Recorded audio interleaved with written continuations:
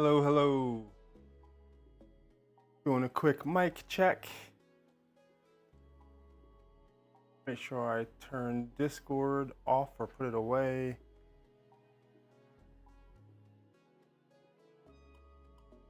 Last minute water drinking.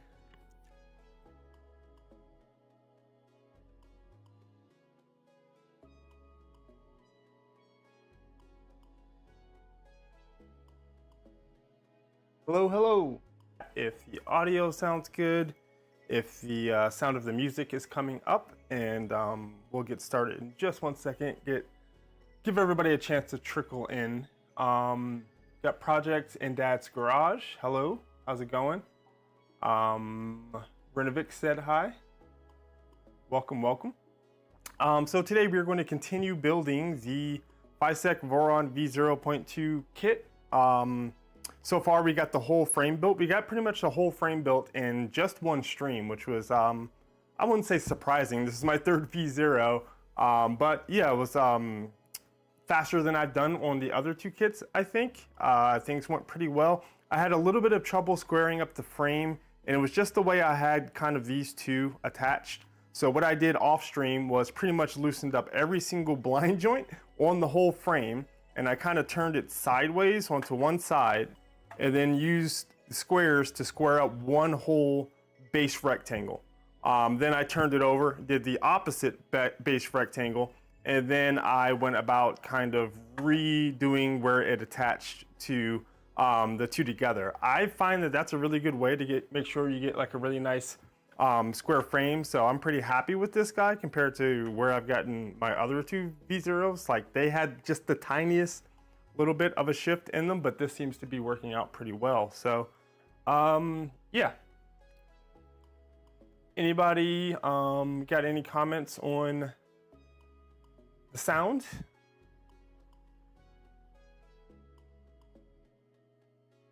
And as you hop in here, feel free to say hi. If anybody has any cool projects or things that they're working on, please let me know.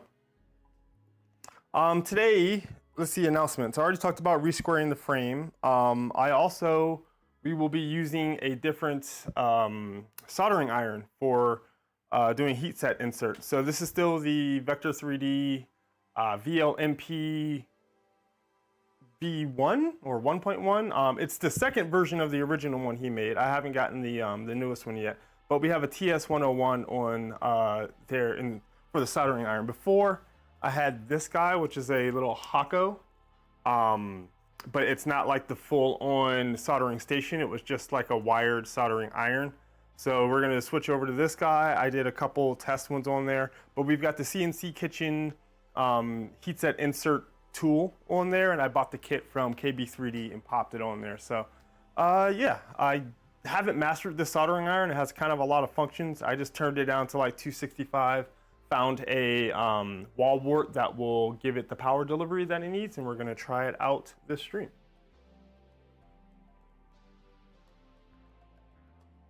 Let's see, I've got the manual up, and we are going to be starting on the ABY motion system. Let's see, project in Dad's garage said currently rebuilding my switch wire, changed frames, bigger steppers, Revo high flow, and a few other things. Nice. I still have my ender wire parts printed out, and I haven't started on that yet. I need to get started on that, but V0s keep popping up every single time I finish one. So, and then happy manufacturing. I'm still rocking OG press on an Adafruit. Okay. Yeah, I have that one somewhere. I actually took that one apart to make this one. I think I reused the rails, or maybe they only had like 2020 rails. But yeah, I built that Adafruit one as well. That was my first one that I built the Formbot V0 with, and then I switched over to this guy for the LDO. Happy Manufacturing is working on Stealth Changer today. Man, I want to build a 2.4 and or a Trident. Probably Trident first, and then a 2.4. And I also want to build a Micron and a Salad Fork, and I'm trying to decide like what I would like to make a tool changer. I know Teaching Tech is working on the Sovol SV08 tool changer. That's an interesting project. That could be like a really faster, probably, way to get into it. You can buy pretty much a ready-made machine, and then you just do the modifications to make it into the tool changer. So that one's kind of on my mind. I'm buying my friend's Ender 5 Plus, and I'm planning to do a really big upgrade on it. Okay, anything in particular? I was looking at 3D Printopia. They had an Ender NG conversion, I think. Dad's Garage also got the mini stealth press last night at KB3D. Nice. The mini stealth press. There's a miniature version of it, because I know that it was starting to get really, really big. Let me check that out.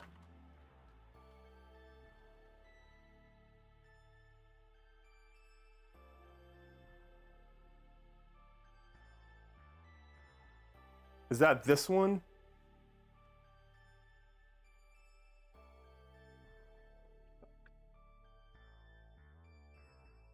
How can I switch over to desktop? You haven't streamed in a while.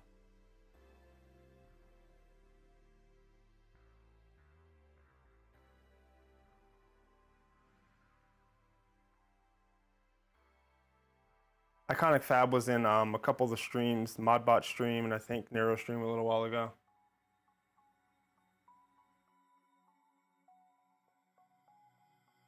The Ender NG is for Ender 3s. I don't really like it because it uses 3D printed frame pieces and limited Hotend support. Okay, gotcha. Dad's Garage needs to finish. You need to finish your tool changer. Not the Hotend, you meant Toolhead, and yeah, that one. Cool, yeah, so this one is a little bit smaller of a footprint. I saw some of the updates that Iconic had put out, and it's got like a drawer on it, and I can't think the base version is really, really big, which is good if you're doing big things, but cool. Feel free to continue to chat away, and we will get into the build. So if I bring up the manual, let's see.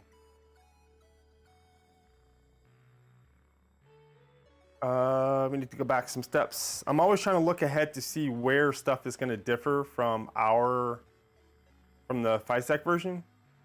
I just want to make sure I don't do something wrong. I've got their videos pulled up. If you guys watch Steve build, he mentioned he doesn't like having to pop over to a video. He'd rather have written instructions. I think that's definitely the case for me as well. Some of these are still relevant and some of them aren't. So it seems to be kind of the run of the mill for 3D printer kits, is trying to balance all the different kind of places that instructions are. You know, you've got the main instruction manual, you've got their GitHubs, and you've got 3 different videos. It's a newer video for the newer version of the Catalyst, and it can be a little bit daunting. Renemick said, when you do the Trident, you should go crazy bonkers with it, like 40/40 extrusions and all-wheel drive. For the 2.4, you should do Stealth Changer. I kind of want to build them stock, especially if I'm going to evaluate a kit. I'm always going to build it stock first, and then after that is when I will probably choose to go crazy. But popping back over to the manual, we're going to get started on the AB motor drives. And we're going to do some bearing stacks and some heat set insert stuff. So let's turn off desktop, switch over to this guy. So we've got the TS101 here. This might get a little shaky.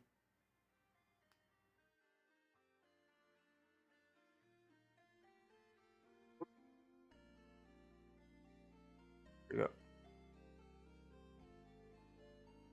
We've got the TS101. I'm pretty new to this. I don't have a whole lot of experience with it, but I did go through and watch the basic tutorial and set up the main profile so that it goes to 260. I've got it running through USB-C, and it goes down to a power brick that I have down below me, and I just need to make sure that this doesn't touch its own cable.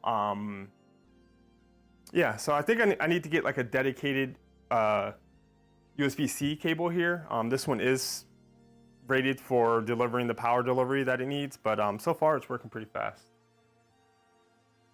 maybe do Cyber all-wheel drive Trident kit, then maybe you can do upgrades a little bit, like a better frame. Yeah, I need to rewatch some of Nero's series, or maybe he'll put together like a all-encompassing video on what he thought of that kit overall and some of the things he had to do. I know he had problems with the extruder quite a bit, but I think some of that stuff wasn't built to stock. So yeah, we're gonna heat up to 260 degrees on this guy so that we can start doing some threaded inserts. Let me pull those out here. We haven't had to do much threaded inserts on this kit yet. We had like 2 here and a couple on a couple other parts, because most of the threaded inserts up to this point would have been for either the Kirigami or the main bed, and it's just one giant piece of CNC. So we are going to need to flip these 2 over and do 3 here and 3 there. One reason I wanted to switch to this guy was because the TS101 is because it automatically has a idle timer and stuff, and it will cool down, so I don't have to worry about accidentally burning myself. It heats up pretty fast compared to the other one. I can easily change it. You can kind of hook it up to your computer via USB-C and change the config there. So the menu is a little finicky to go through, but you don't have to do it that way, which is kind of nice. So the manual has you do these kind of one by one. We're gonna kind of double up and do them both at the same time. Like, it has you build like the B drive and then the A drive, but the instructions are basically the same. It just kind of swaps the bearing stack instructions. So we're gonna do a lot of this kind of all at once. So the main thing to think about here is the fact that 2 of these sit flush, and one of them goes, no, 2 of these go below flush and 1 sits flush. So the middle one sits flush, the other 2 go all the way to the bottom. All right, let's see if we can get a good angle of the heatset press. Maybe that's a little bit too zoomed in.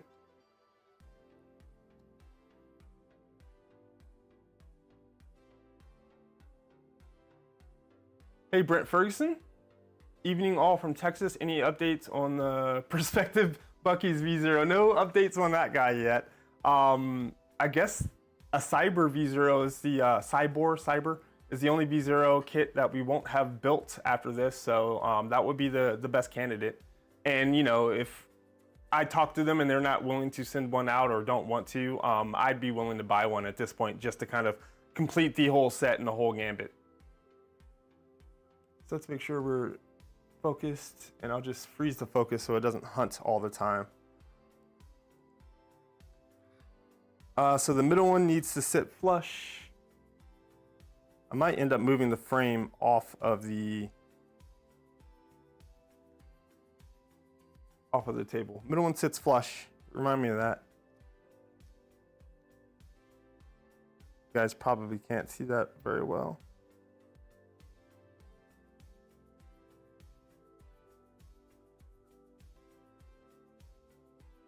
The 260 is probably a little bit cooler than I typically had my other one, so it goes in a little bit slower. And then these 2, we want to go all the way down to the bottom. Whoa! That was not great. The TS100, don't push down on the actual soldering iron. Push down on the handle. No. Push down on the soldering iron because the handle will slip out. I think I'm gonna have to turn the temperature up a little bit because it's taking quite a bit of pressure to get these to go down.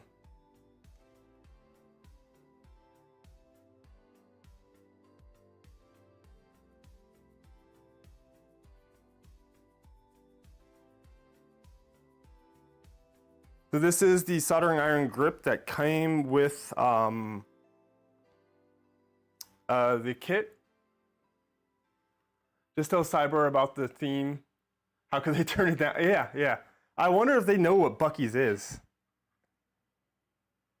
How international has Buc-ee's become? Yeah, you want to push down on the soldering iron, I guess. Or maybe I can turn this up to 300. Oh, you can just modify the work temp really easily. So I'll turn it up to 280.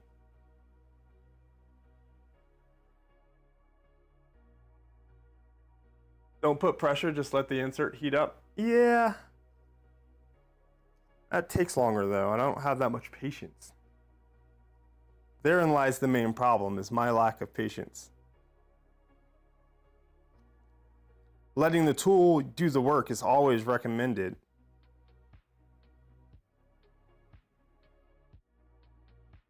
Especially in power tools and anything heated, but I kind of go for the Tim Allen aspect.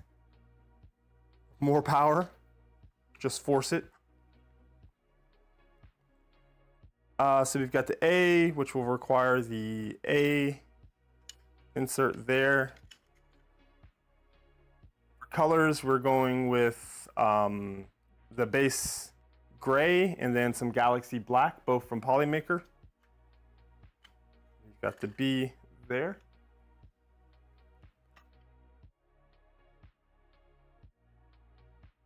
So strange to see 1, 2, 3 blocks outside of a machine shop. Doesn't it take a little time for the heat set to heat up? Yeah, it does. That's probably why I ended up heating it up to about 300. So it kind of transfers a little bit. And this is also a different soldering iron. So I'm just not used to it. I was using this guy, which probably may have heated up a little bit faster because it runs off of 110.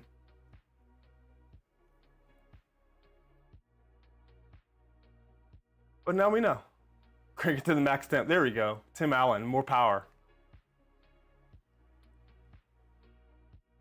Heat sets are done. We need to do one more on the side of each of these.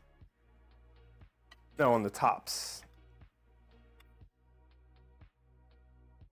But 1, 2, 3 blocks, I, like a lot of people, kind of started hearing about them from Adam Savage. It's a good way to hold this. He, of course, is a machinist and has like a Bridgeport that he uses all the time, but then he started using his 1, 2, 3 blocks for a lot of stuff. Chinbeard, who is a props guy, started using 1, 2, 3 blocks for quite a few projects, and they kind of just became a thing I like to use.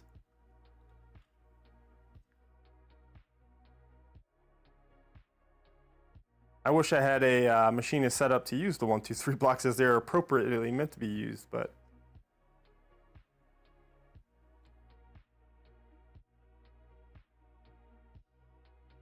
oh, I need to start recording on both of these.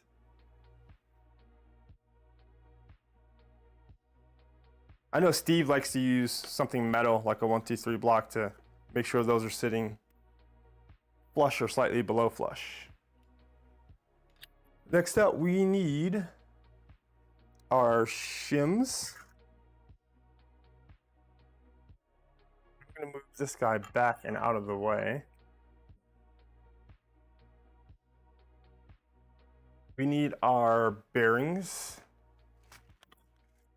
Shims, bearings. We need our 3D printed spacers, which should be in green. I think most of my green parts are here. How many of these do we need? 2. So the green is the Polymaker Pop Green, and it's meant to be kind of just the accent color. So not too much of it. I know Projects in Dad's Garage is, can't speak. Project in Dad's Garage wanted me to use way more gold in the LDL build. Shims bearing spacer and M3 by 35.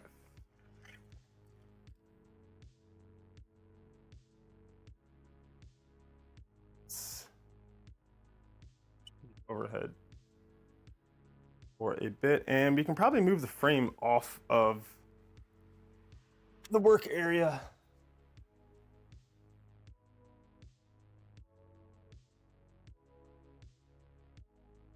This will eventually go idle and make sure I don't burn myself. We need 4 of these in 3x35 screws.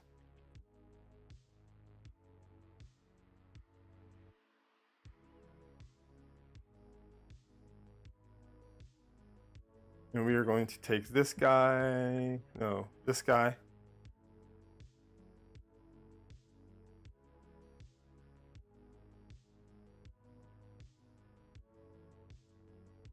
Those 2 holes and do our first bearing stack.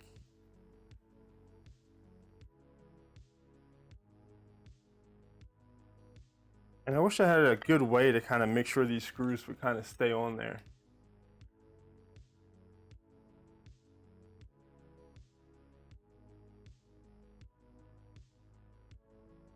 Do the Japanese thing and print any replacements in gold. What is that called? Where they kind of like put pottery back together with like actual gold.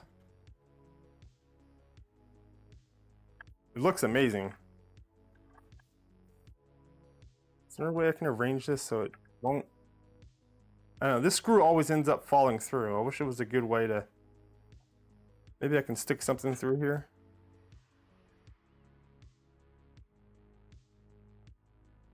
That's not bad.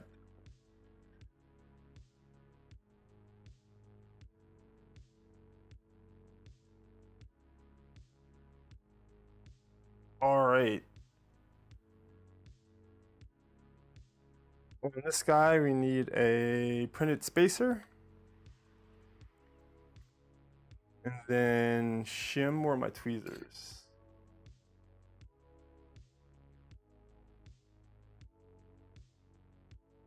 Not as good at Steve with the tweezers or getting stuff on there.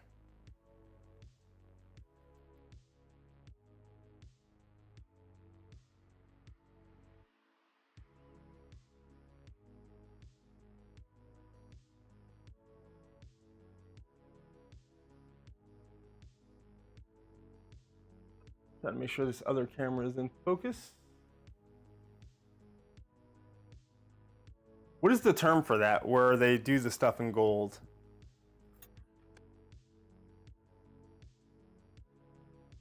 I can look it up in a second. Well, we've got spacer, bearing, spacer.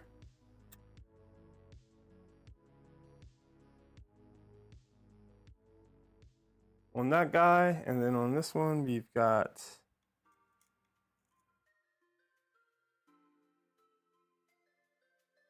classic Voron, spacer, bearing, and 2 spacers. Kitsugui? I'm gonna murder that pronunciation. But I believe you're right. It sounds right. Nike came out with a series of shoes that had some of that theme for like workout shoes.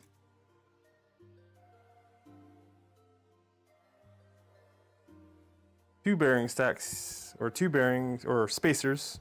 Words are hard. 2 bearings, and then 1 spacer. Eater. Hey there, this week while building this kit, I checked every place for continuity with my multimeter and everything was okay, but when I first powered it on, I saw a shot on the M36 Toolhead. It's nice to check everything before powering on, still don't know the root of the cause of the short. Oh, short on the Toolhead.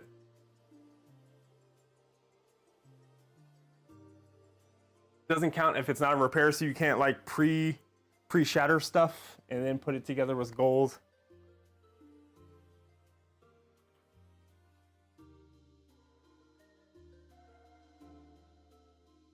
Just wish this wasn't as finicky. Like that screw just fell down a hole.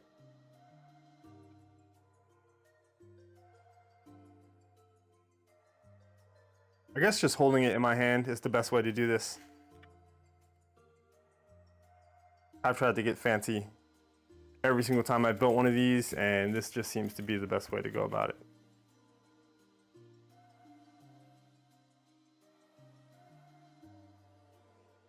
3D printed spacer.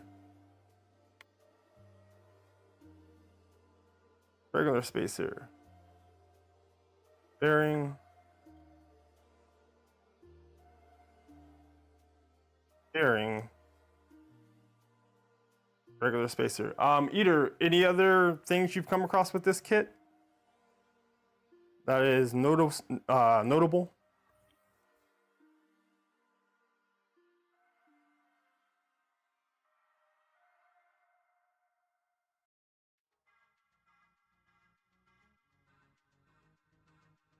Then we're going to take the other half.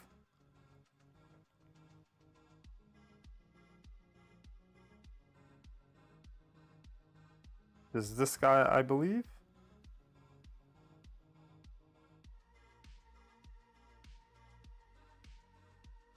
Place them onto there.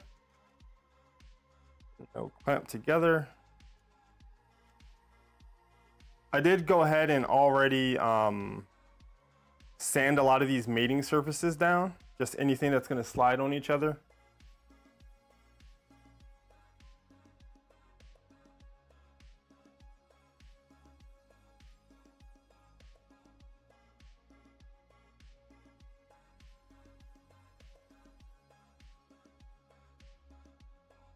Why do I feel like I didn't do something right there?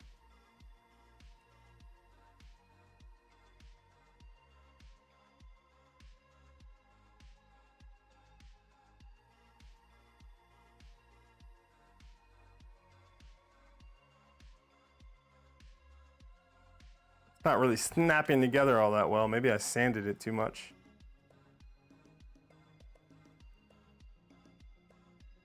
We want about 18 millimeters of space.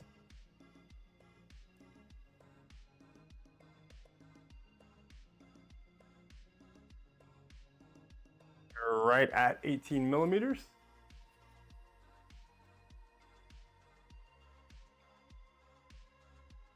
According to my Voron ruler.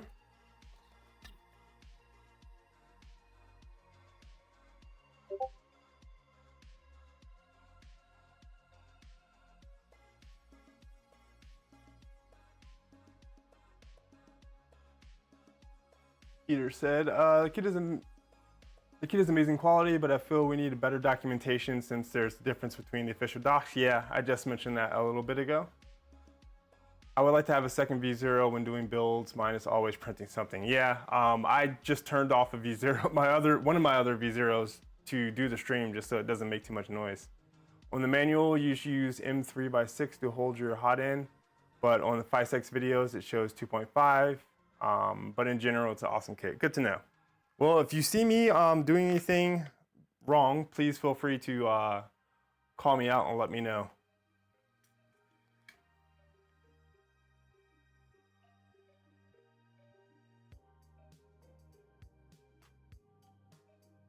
So my screw is not coming all the way through everything and sticking out of the end. I don't know if you guys can see that. This one does.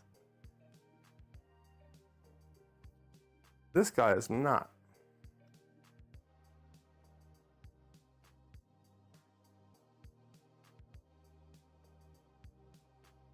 Did I use the wrong piece?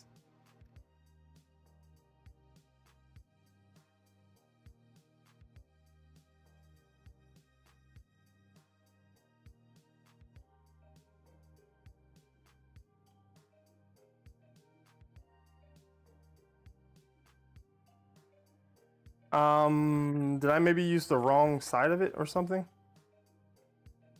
Should it be this one?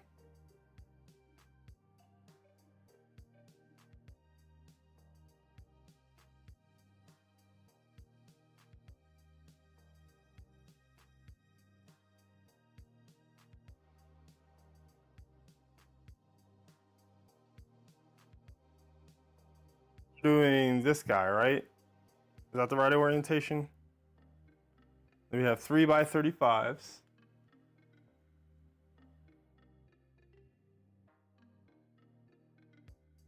Have our bearing stacks built correctly.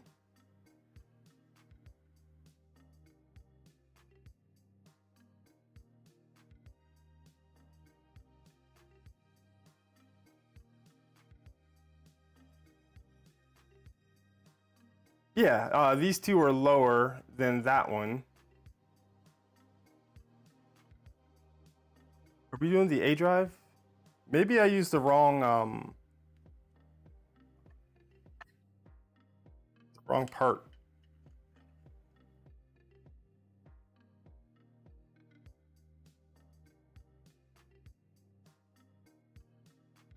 I'm gonna tip that over and lose all those bearing stacks.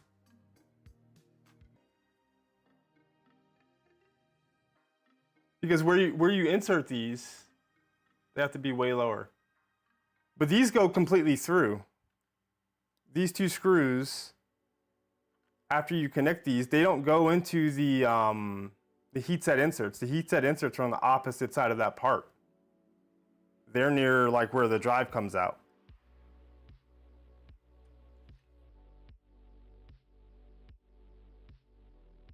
So when you put this on, they have it show that like it sticks. So like the heatset inserts are right here on the opposite side of the part. And these are supposed to stick all the way through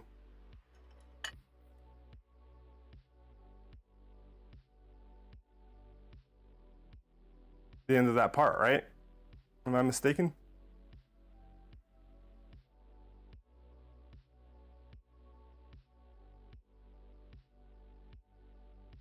I think I'm looking at this right.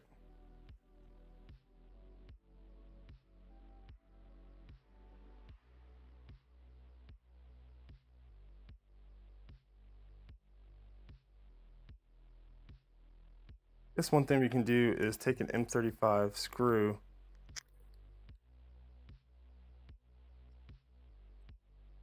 It's not going all the way down. So the head of this screw, you guys can't see because it's not in focus, is not going all the way through. I think it's getting blocked by some of the plastic that was pushed out by this heatset insert.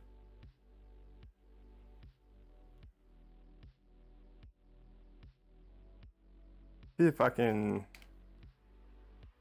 force it a little bit. But we might have to reverse out this heatset insert a tiny bit. Yeah, these first two screws don't screw into anything. They'll screw into the frame.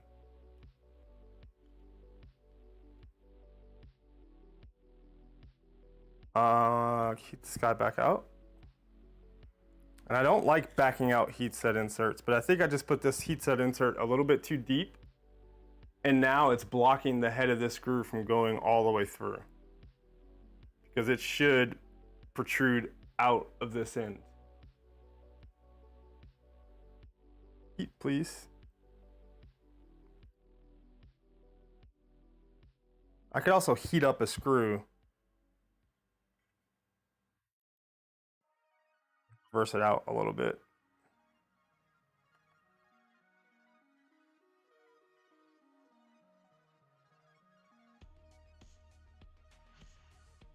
Oh, now I see, yeah. It's a weird.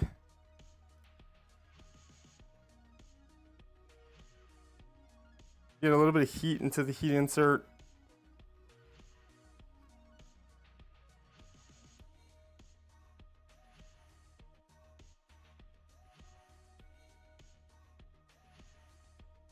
It's still not up to 260 yet.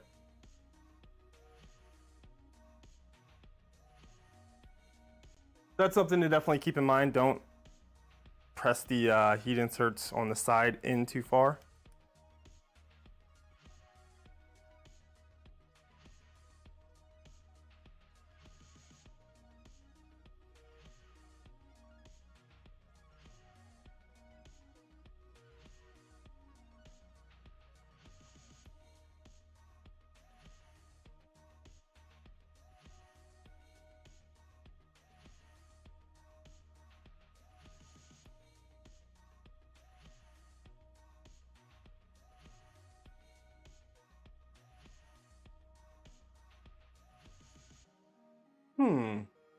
Correction for this might be difficult.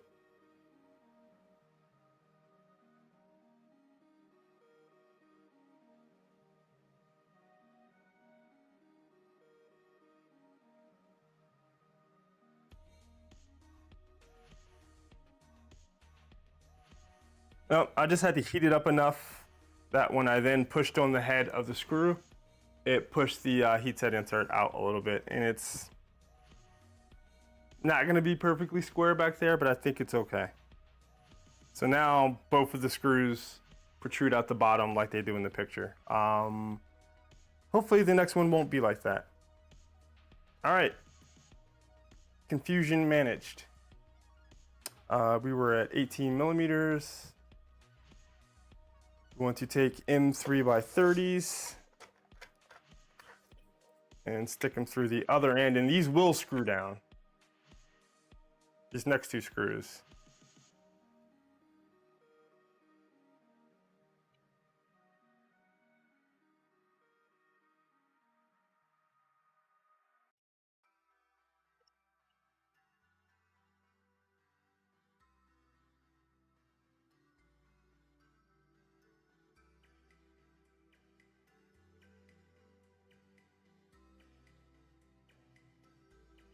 Modern Magician, hello.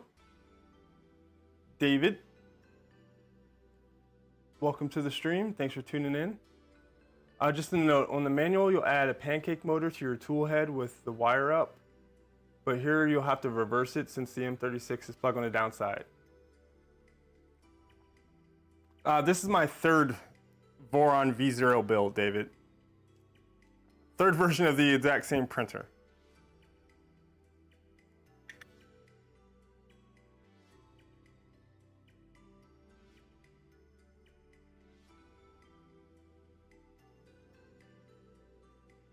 These are my printed parts, by the way, not Fysetc's. You can get this kit with printed parts, but I printed my own.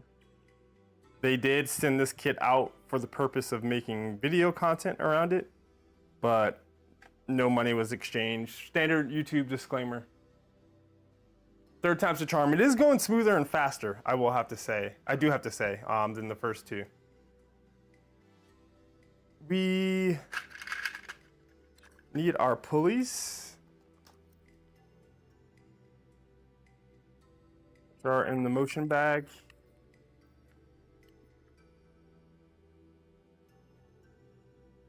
We'll probably need these if we get to the Z later.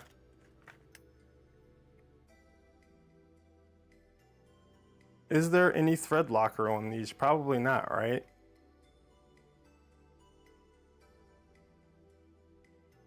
You will need to apply a little bit. Got my magic chapstick here.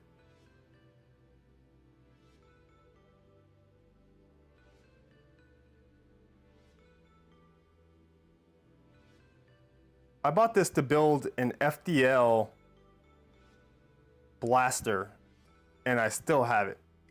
Still haven't used it all up.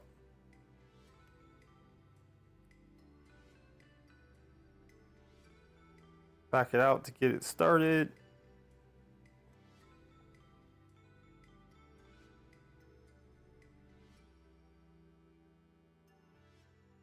Again, Eater, thanks for all the tips that you learned on your build. If anybody else ends up watching this stream, hopefully they'll benefit from that knowledge too.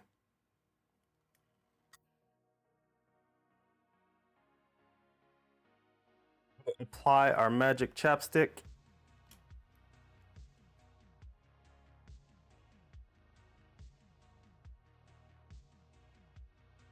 Got that one a little too deep.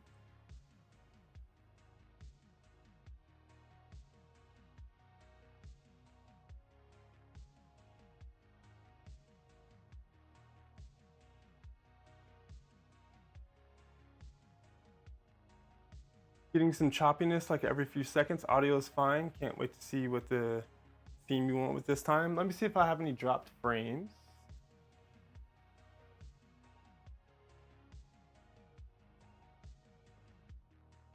Hey, don't knock it.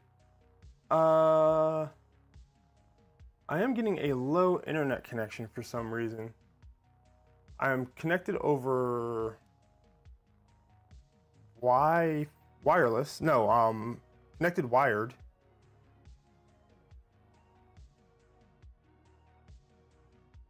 CPU at 6.1%.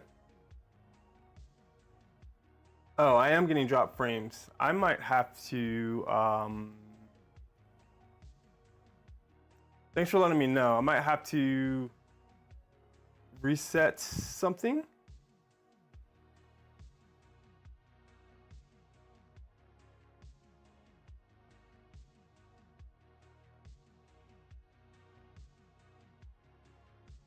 All right, I might drop the stream for a half a second,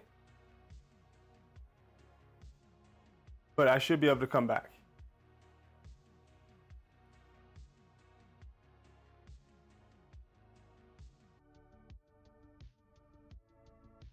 Says excellent condition now.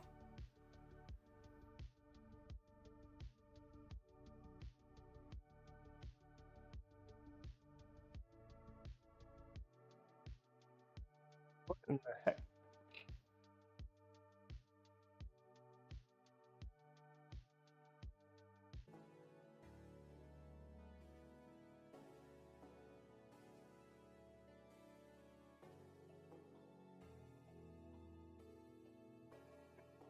All right, back.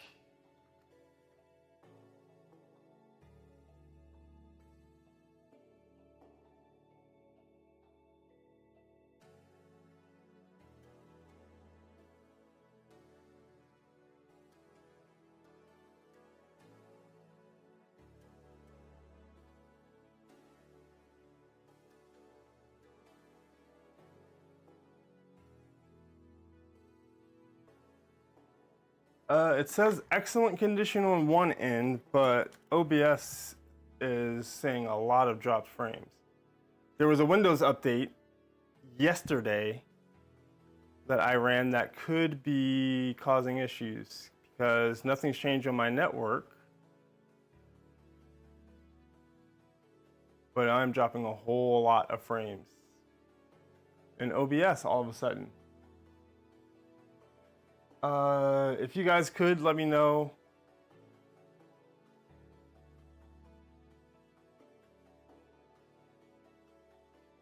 Windows update, there's your problem, yeah.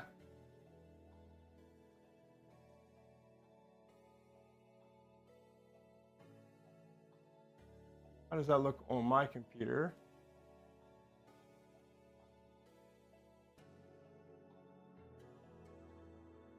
Stream health.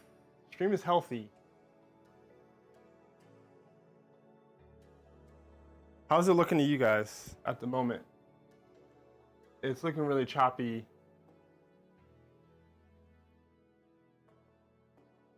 For me.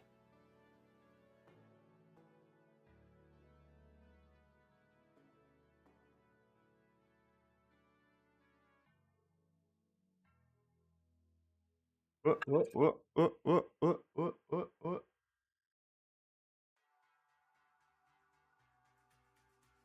Still choppy, but not an issue. That's unfortunate. I don't know what is causing this. I'm using like 61% of my CPU.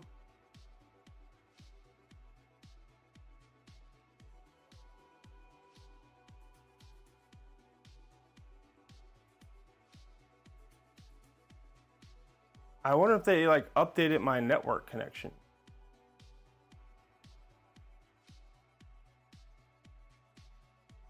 Hey, the Shrimp Father. How's it going?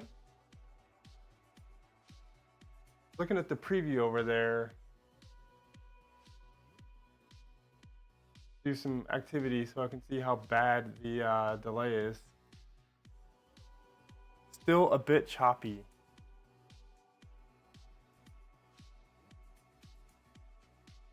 I'm gonna continue on. It says stream is healthy. I wish their tools would tell me a little bit more. Better, okay. I don't know what the difference was. I restarted my router, but then it was still choppy for a half a minute, and then now it seems to be better. I'm not dropping as many frames. Magic. Let me see if the music is still going. Yeah. All right. We continue. If it does, if you notice it getting better, can you let me know in chat? Seems like a couple people are noticing it's getting better.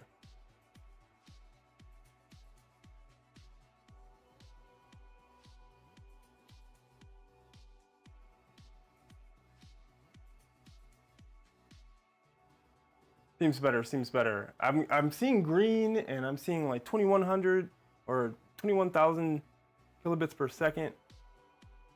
Drop frames aren't increasing anymore. I don't know. Maybe I just needed to call the IT guy, and he needed to walk over and just hover over me, and then everything got magically fixed. We were trying to get thread locker on all of our grub screws. Grub screws or set screws? What do you guys think? I've heard it's kind of a square rectangle type thing for these. Like a grub screw is a set screw, but a set screw isn't a grub screw, or the reverse. This guy doesn't want to rethread all that well.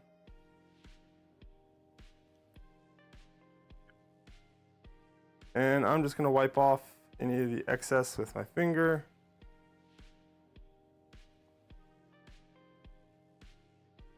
Grub, grub.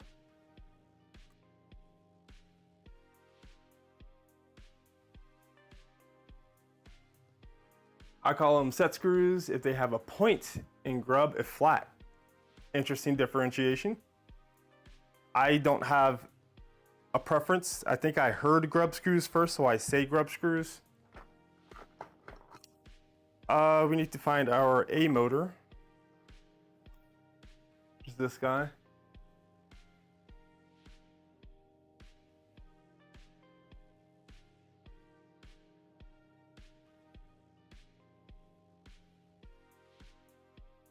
Don't knock it. Thank you for becoming a member. Welcome to Techhead. That reads really, really well. I'll probably need to rename that. Welcome to the Techheads. Project in Dad's Garage says grub screw. These didn't have a point, so I think they would be grub screws by David's definition. So this needs to go on in a certain orientation. We need for it to essentially be kind of upside down. I'll readjust this camera, even though you guys can't really see it all that much.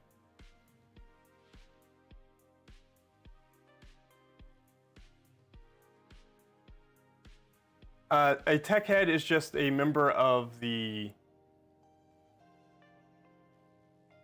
stream. Shrimp Father, thank you for becoming a tech head.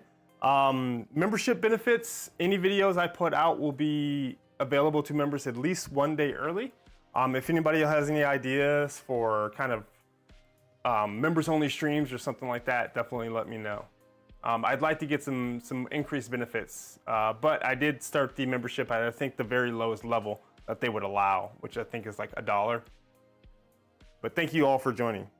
And yeah, definitely give me feedback for what you guys would like to see in terms of memberships. We need to measure this guy out. So there is a tool that comes, but there's also this thing, which was made by Vector 3D. And what it allows you to do is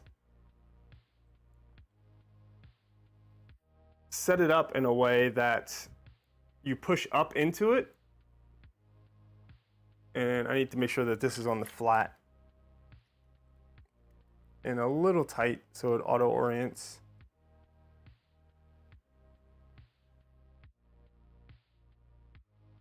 But with the tool, you end up kind of having to hold the tool steady and make sure it doesn't wiggle at all. But with this, I can just kind of push up against it, and it should automatically get to the right height. And then once I've screwed this set screw, grub screw, down enough that it is on the flat, then I can easily get it into place.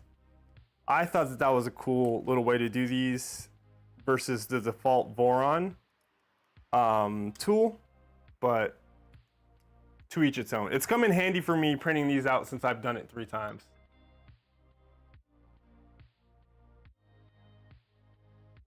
So that should be the perfect height, and I can adjust it once I get everything kind of set up.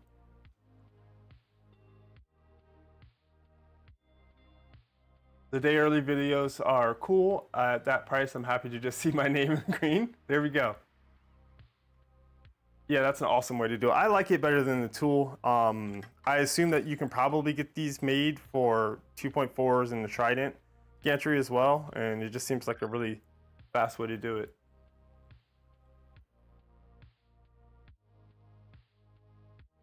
And that should be 8.5 millimeters. And now we're gonna connect it up. So I did see Steve mention something about these M3 washers.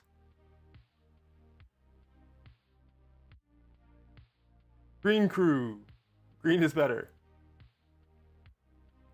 If I recall correctly, Steve said that the M3 washers provided might not be correct. Don't knock it, don't try it. Gifting 10 Ballistic Tech memberships. Thank you. Oh, it's going away. There it is.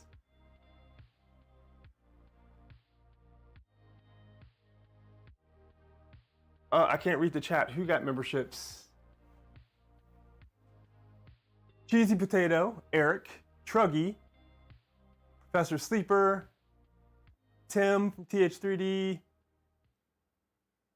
Selene Jizda, Cheat Tum, Los Inc, and Clownhammer. Thank you to Don't Knock It for getting some folks memberships. So we need M5 by 35, which are the longer ones. 4. More greener. Thank you, appreciate it so much.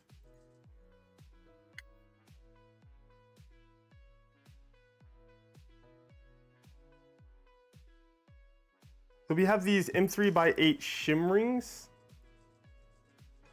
or 3 by 8 by 1 shim rings. I assume these are what's supposed to be used.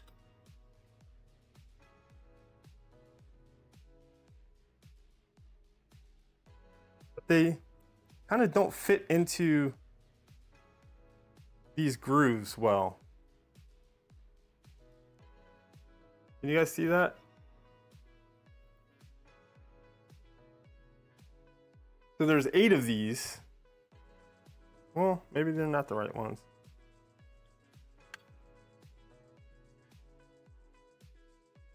Let's go to the video.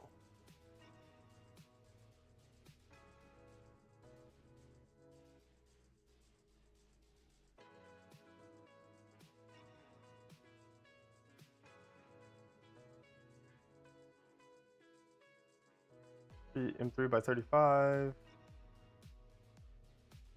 Oh, he's gonna be doing the bearing stacks first.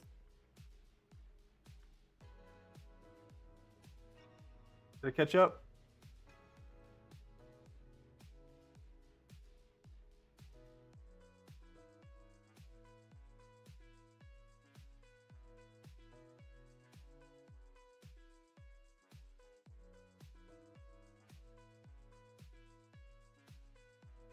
I'm seeing some increased drop frames. Let me know if it's getting any worse for you guys.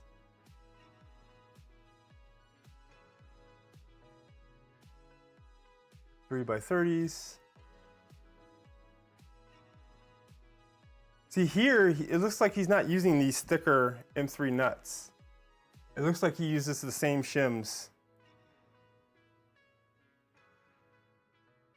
which can fit into this hole. So I guess that's what we're gonna do.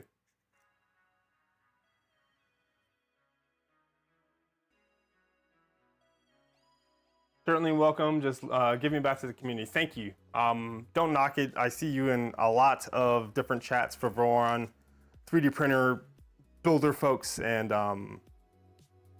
definitely feeling the community love all across the community in lots of streams. So these shims do fit. I guess the only worry would be if we don't have enough to do all the bearing stacks at the end. And I don't know what these M3 nuts are for, or M3 washers are for.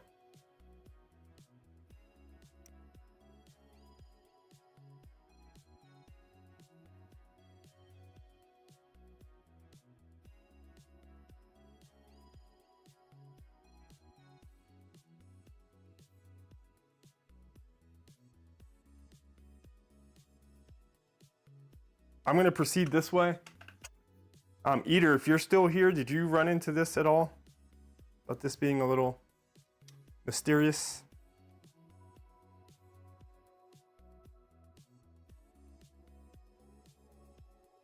Or unclear?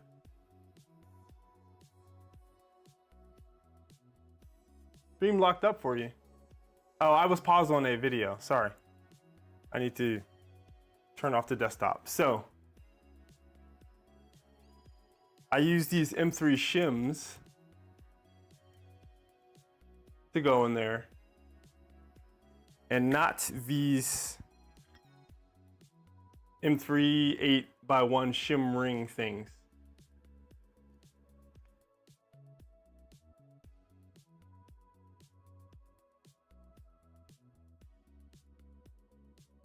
Then we need to put that through here, and then just temporarily tighten everything down.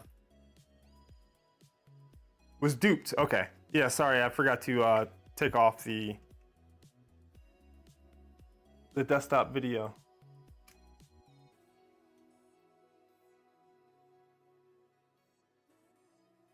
I'm staring at the drop frames like every 30 seconds now just to make sure.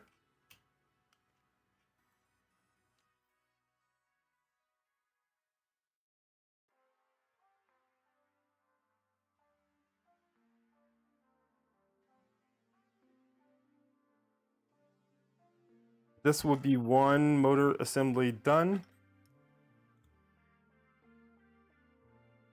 Our A.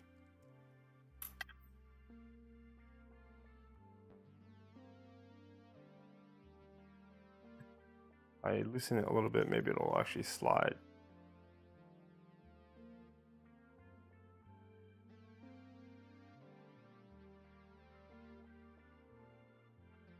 This is how they handle their motor tensioning, or their belt tensioning. So I did the nuts out of green. Everything is smooth for you, awesome.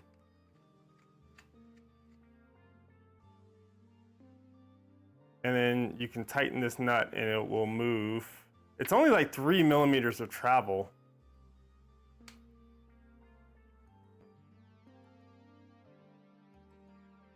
But hopefully it's enough.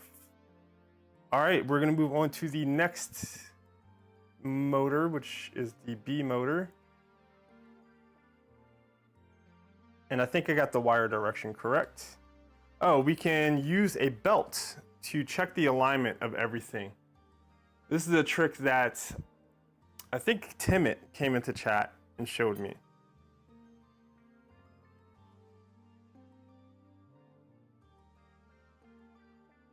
So if I kind of do a preliminary routing of this belt,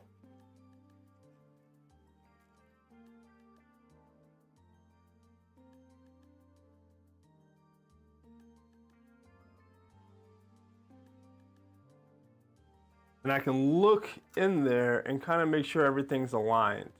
And if you wanted to make really good sure, what you can do is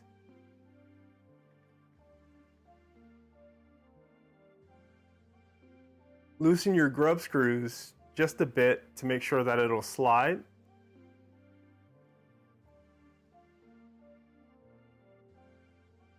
So now this can move up and down. You guys see that? And then if you set everything on the belts onto their idlers and move things back and forward, it should automatically kind of have that idler or gears settle down right to where it needs to be. So even if you didn't get it to the exact perfect 8 millimeters, or maybe that 8 millimeters isn't exactly perfect for your setup, you can do that, hold it in place, and then tighten everything up.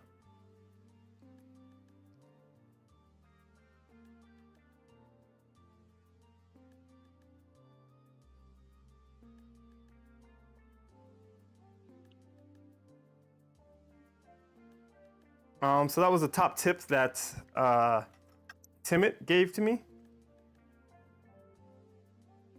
It seems to work pretty well. Now I think that guy is done.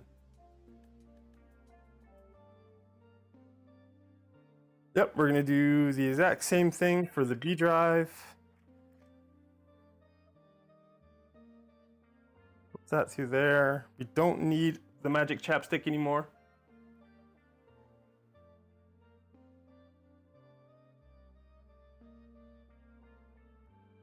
We already did these heat set inserts. Now we're gonna need to build the bearing stack. So these two should be 35 millimeter screws. This one is not blocked by the heat set insert. So just make sure you don't press that heat set insert too far, or you can block the head of the screw.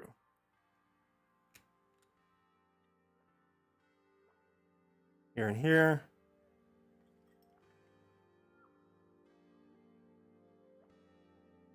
Stick this guy through just so I can hold it a little bit, and we need our printed spacer.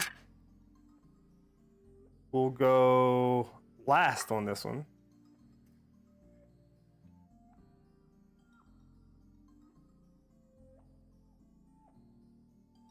Those little tips can make a huge difference. Yeah, if your belt's path isn't in alignment, it can lead to a lot of motion system troubles. I've seen a lot of troubleshooting happening on the Discord, the Voron Discord, and of course people end up skipping idlers and stuff like that is a really common thing, but just having a bad belt alignment seems to be one of the biggest issues.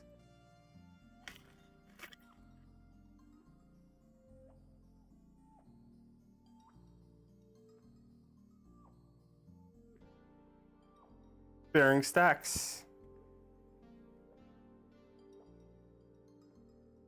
This one will have just a single last spacer.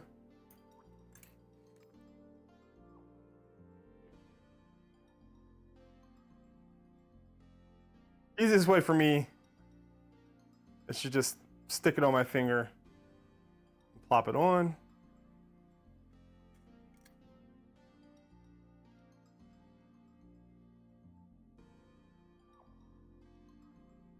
This has 2.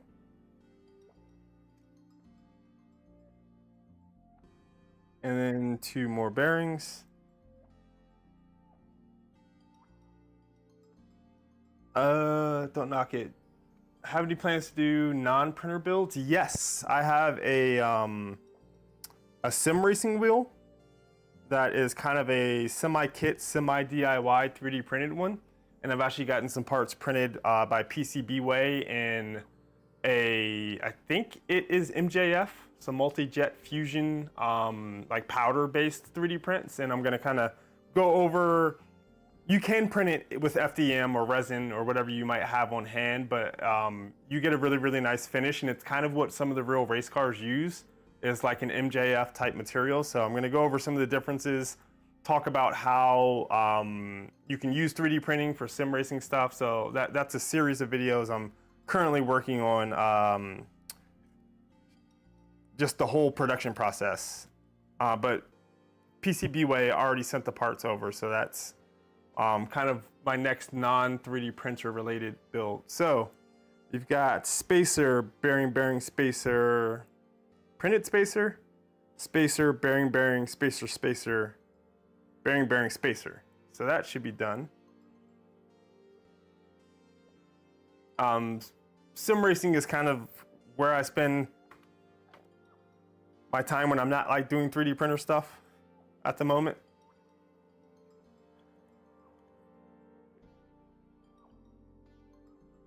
Now these go on top through here. Clamp everything together. Got a bearing sandwich. Everything came through nicely this time. But I love 3D printing for all of my kind of other hobbies. I did a short recently where I was using some of the, not Polymaker, but Fysetc Fiber Hearts ABS glass filled filament, and I made a rehousing for a vintage lens to make it like a cinema lens. So I love that 3D printing just kind of allows you to enhance any of your other hobbies. I'd like to do some stuff with laser cutting and laser engraving on 3D prints as well. Check this gap, make sure it's about 18 millimeters. Yep.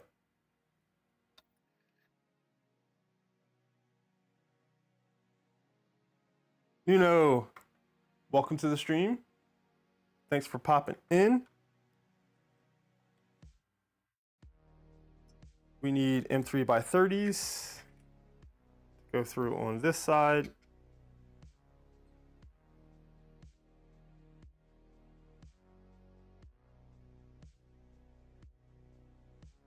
So my plan is to go for about 2-ish hours. I forget how long we've been going so far, but I want to get this AB done, maybe get it belted, and maybe get onto some of the Z. That would be a good amount of progress. I don't think we're gonna get to the print head today.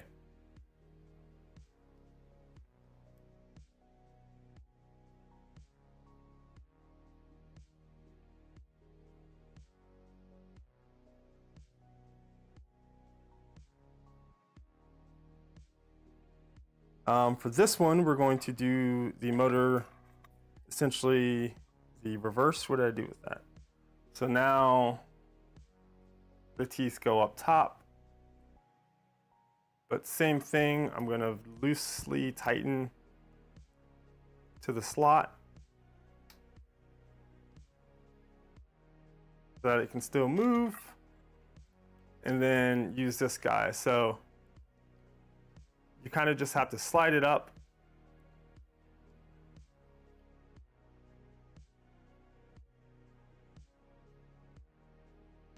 Actually, zoom in. I have to move it up so much. So you can slide this up and you should be exactly in spot. But really, I'm gonna loosen it when I do the belt path trick again, so I don't have to get it all that perfect.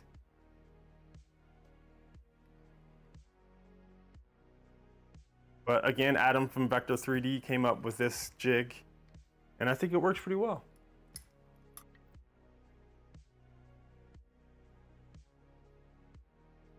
So they want you to measure it out, make sure it's exactly 17.5 millimeters.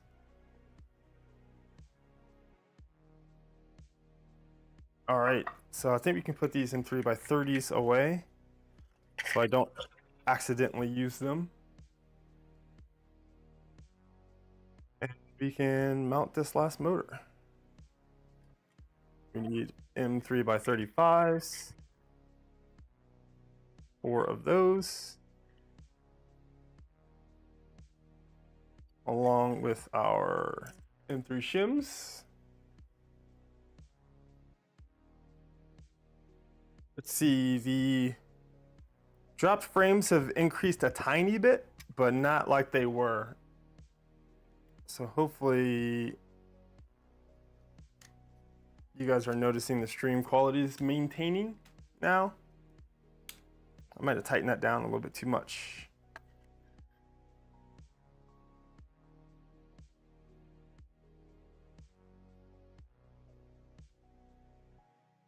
You guys ever want a closer or different view of any part of an assembly, or to see something closer, definitely let me know.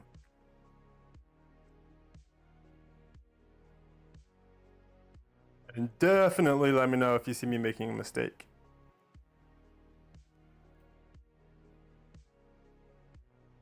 No issues at the moment. Great.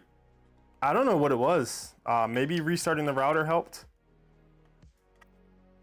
I found out from Steve and Chris from Chris's living room workbench, who's the author of Octo app, that if you schedule a stream, you can stop it like that, disconnect and reconnect, and it'll keep going and it won't start a new stream. I think Nero has had to do that, Connect Creator, a few times as well.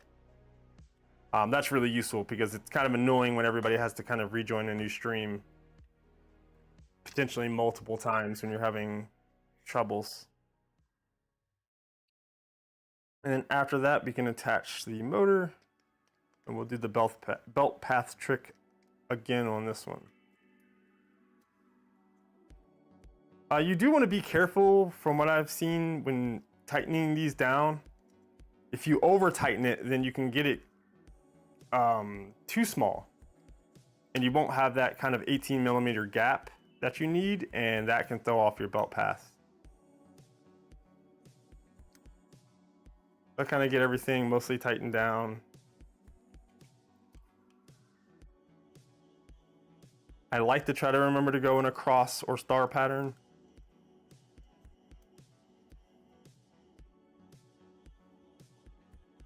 You kind of see when the seams close up pretty evenly between the two parts.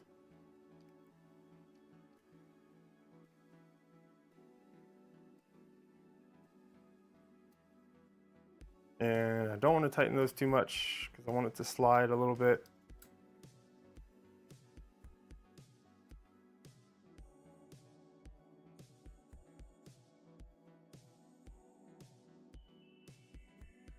Do our same belt path trick.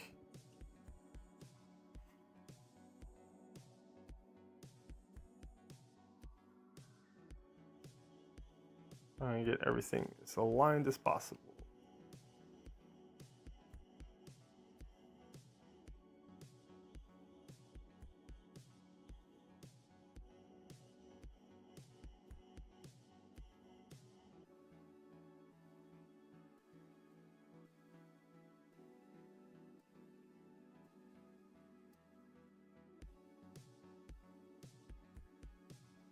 Loosen it a scotch.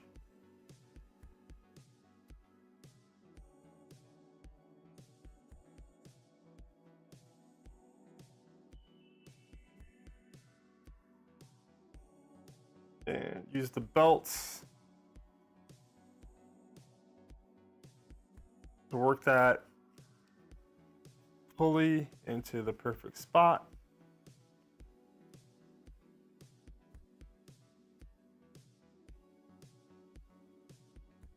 And tighten everything down.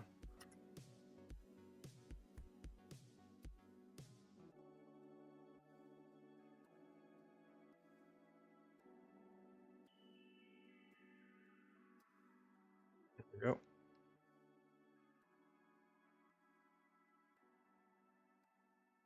Yeah, when I built my FormBot V0, at one point in one of the earlier streams, I had, I think, Timit and Steve, and I think maybe one other person from the Voron stream who were giving me a lot of tips. And that's like indisposable. What is frozen? Can you guys still hear me?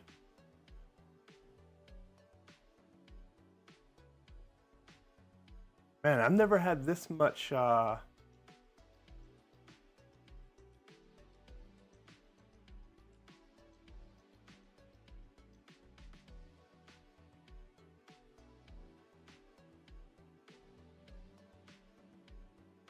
issue with the stream before.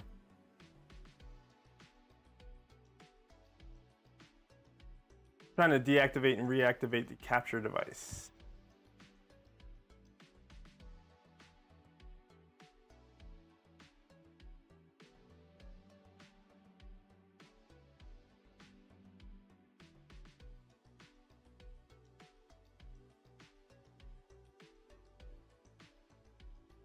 In here, okay.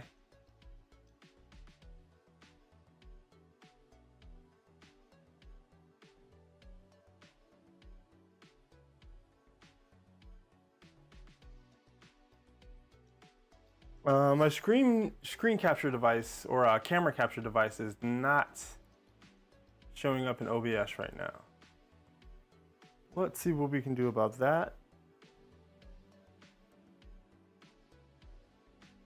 Might have to try turning it off and on again.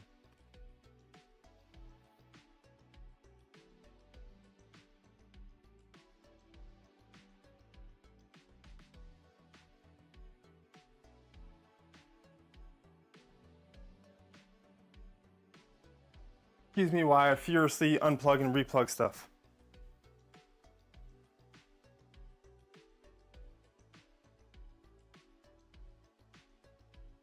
Sorry about all of the stream troubles today.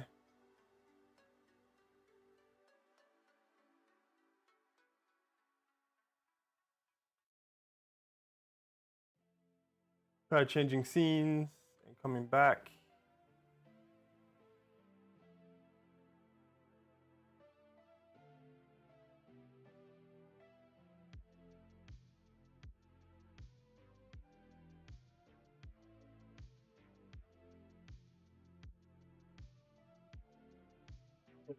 I am turning things off and back on again.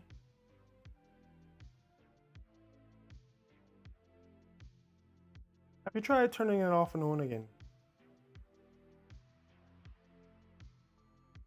IT crowd, anybody? Assembling your death. See, it's weird, everything else is working. Even the chat ninja stuff. I need to build a death racer. I was looking at the Big Tree Tech kits, but I think they were in pretty limited quantities. I know Sam Prentice mentioned them at Earth for 3D Printopia. Air updating Atomos OS, okay.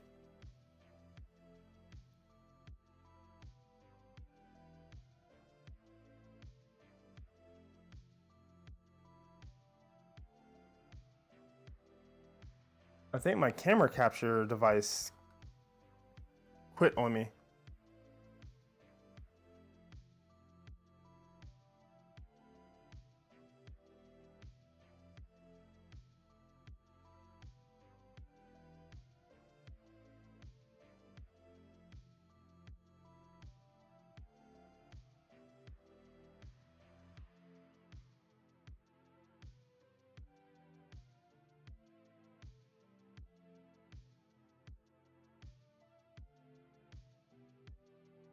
I'm still behind the scenes, ferociously unplugging and replugging stuff.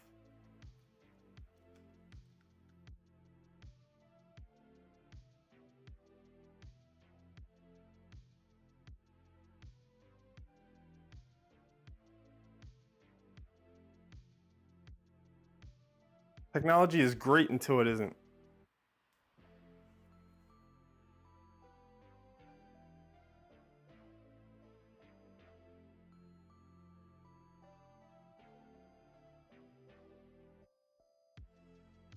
There we go. Okay, where's my third camera?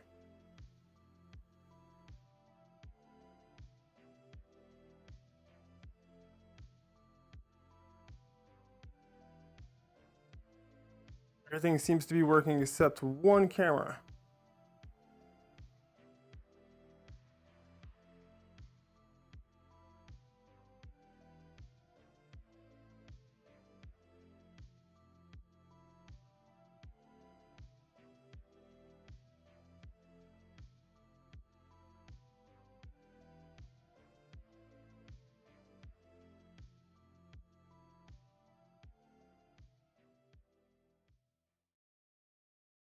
There it is. Okay, we're back. I have one. I'll let you know what I think when I'm done. Awesome. Does OBS take some getting used to? It's the only kind of streaming software I've ever used. So I feel like I'm pretty proficient with it, but every once in a while things can kind of have stuff like this happen, and I revert to looking like an absolute amateur. What else is there? Like XSplit is a streaming software. There's the one that's all in browser that a lot of like podcasters use.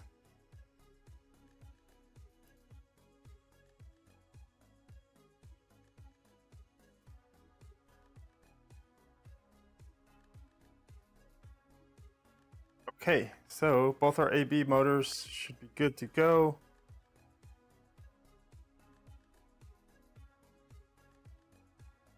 I'm recording on both cameras again.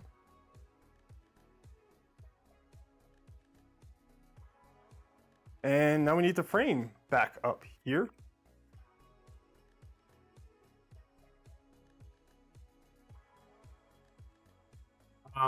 There's lots of tutorials for OBS. That's the one great thing about it.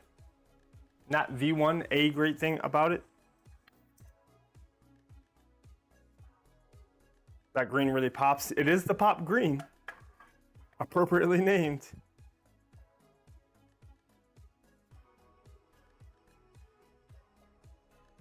So the A motor will go here. It's BA, right? Like a sheep, ba. And I guess the hard part, since I don't have the no drop nuts, is getting everything aligned correctly. We need 2 nuts here. And Steve had a trick where he like took the opposite motor, I think, and used it to kind of align where the nuts need to go.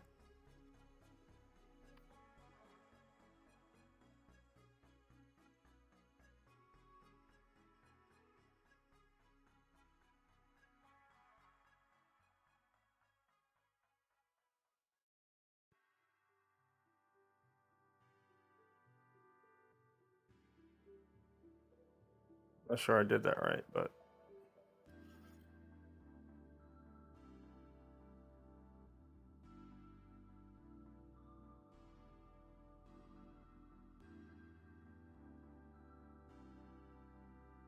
M3x35, did I put those away yet? No.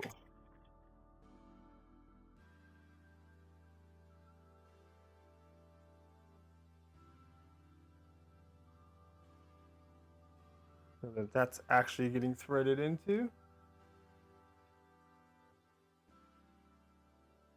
I don't think it is. Oh, I almost lost that bearing stack.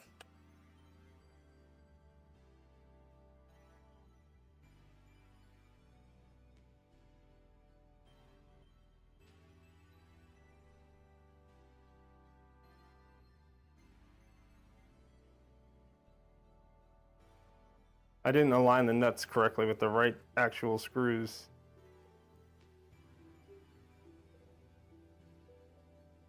This is hard to put in place. So in the other V0 kits, their aluminum extrusion allows you to use the no drop nuts, which are these little nut carriers which hold them perfectly in place and they don't slide around. And I definitely wishing I had those here right now. Last screw.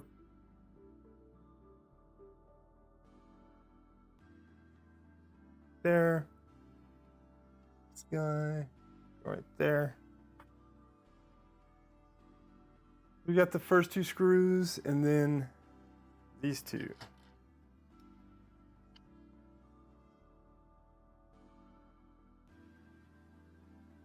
If that nut's in the right place, which I don't think it quite is.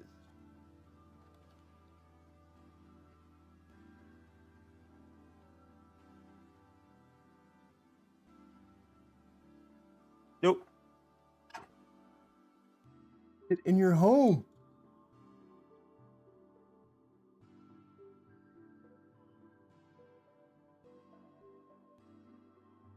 All right.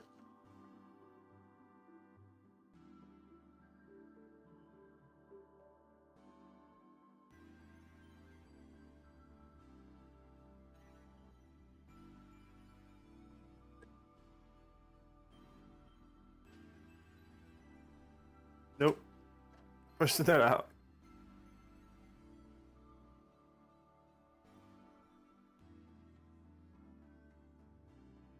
Push it out again.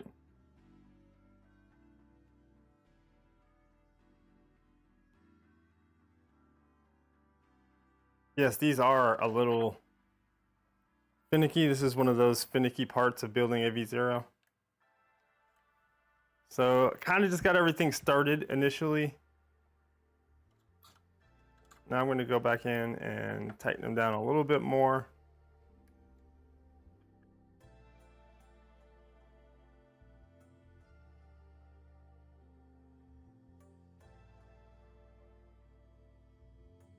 But we want to make sure our bearings can still move. We don't tighten it down too much. Okay, so where can we improve this time? Need one.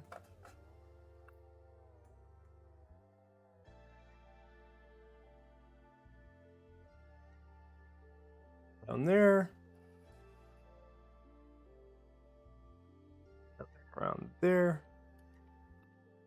The last one.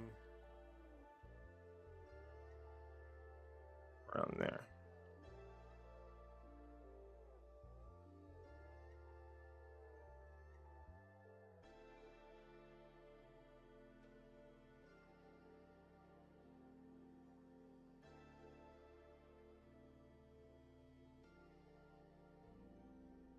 That first one right here is the most important one to get aligned. Then this one screws into the top of the extrusion, assuming it is aligned correctly.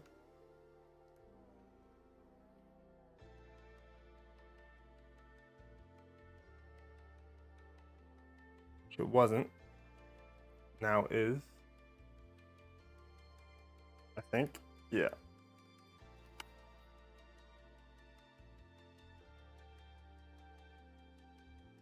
Hopefully these two are aligned well enough.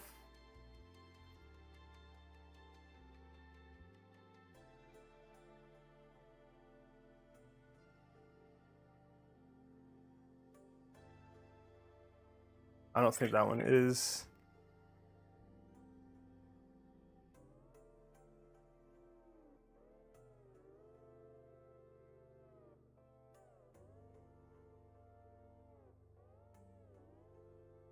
That one is though, so I just need to get this one slid into place.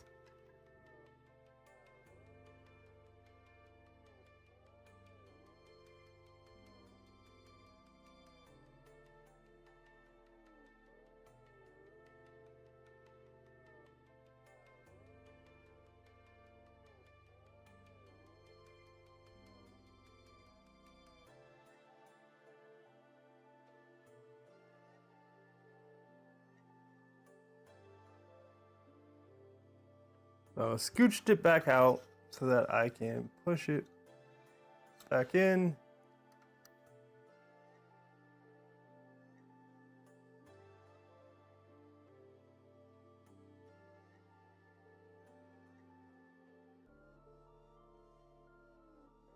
Finicky V0 things.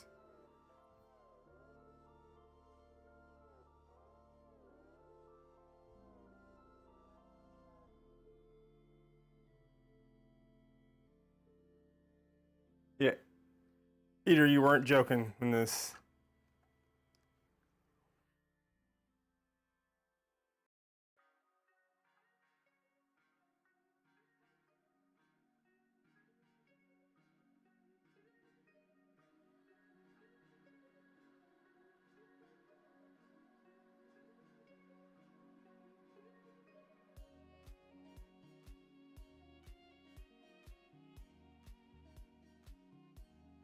I think it's okay.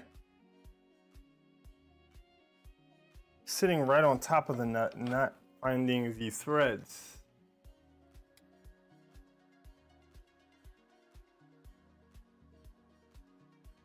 There we go.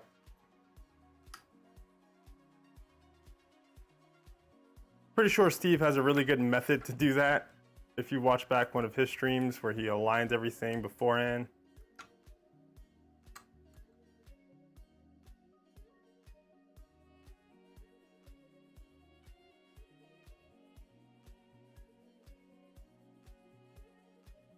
Put this nut on there. AB motor mounting is done.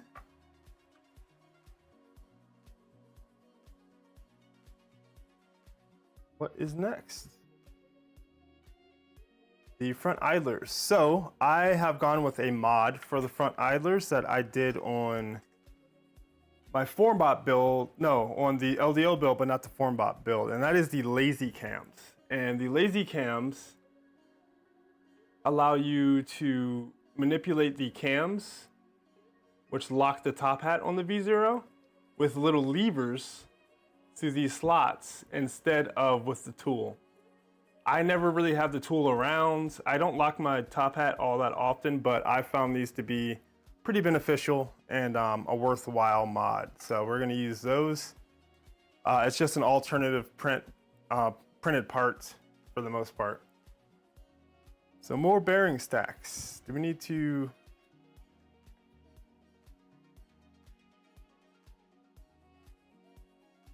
No heat set inserts for this part.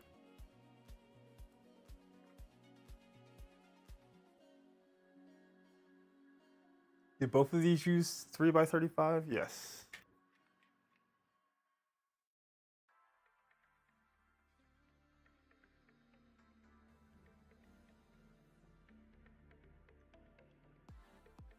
One and two.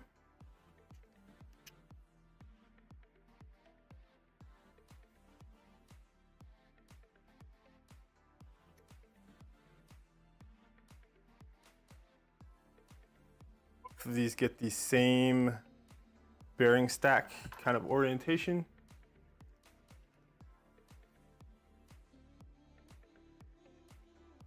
With a spacer.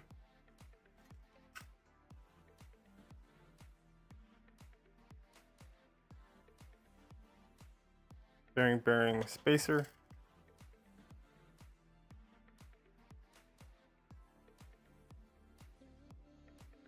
And then for the longer one, you put the shorter one on. I am possibly missing one of those. And for the longer one, you put the shorter one. What did I do with that quick? I saw it before the stream. Did I knock it off?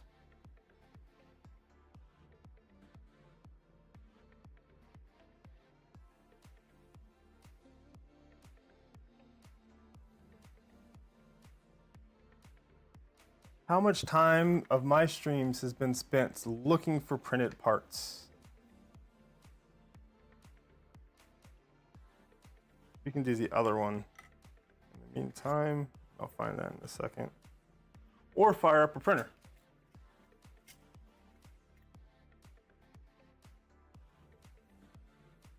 Spacer.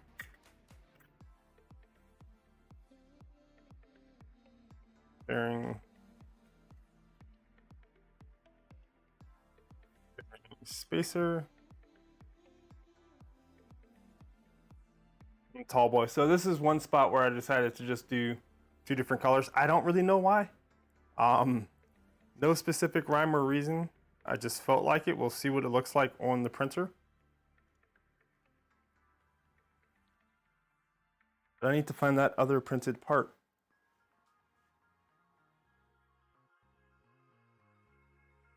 That I saw literally before we started streaming.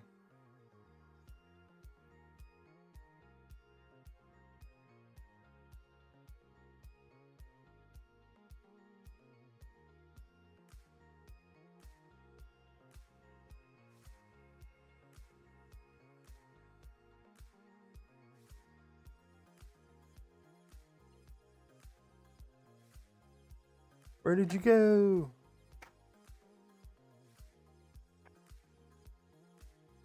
Hey. Welcome to the stream. Thanks for hopping in. We are looking for a lot.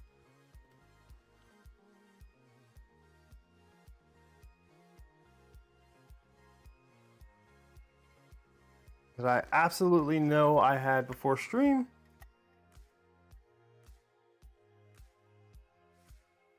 Is it under an edge of something?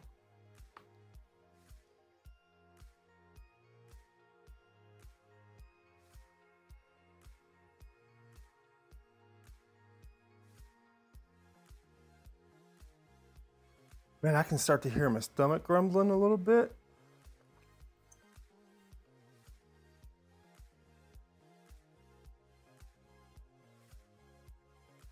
Technically, this is a 3-color build. I've got some of these Galaxy Black parts as well. And if for no other reason, it's nice to have 3-color parts so that you can find stuff a little bit easier sometimes. When everything's almost one color, it's really hard to find stuff. Green to your left, it's this Galaxy Black. It's like a smaller version of this.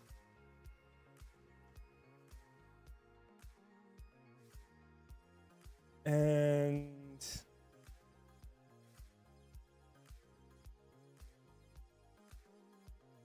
I can fire up my other V0 and print it again, and it'll probably print in about 5 minutes, but I just know it's here.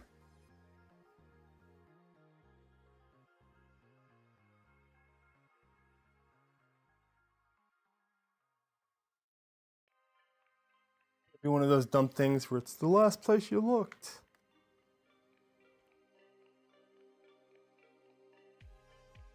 On the floor is a small green bit next to something blue.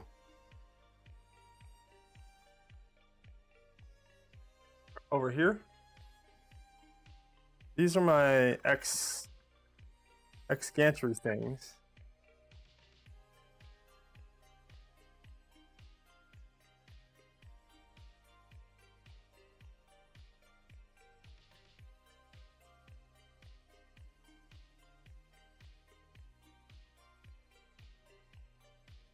Riveting television for you guys.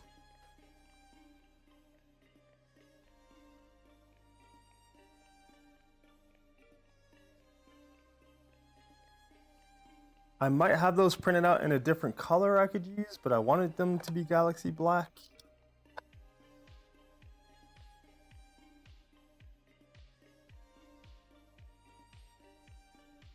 I might also have that piece printed out for a different build that I can check.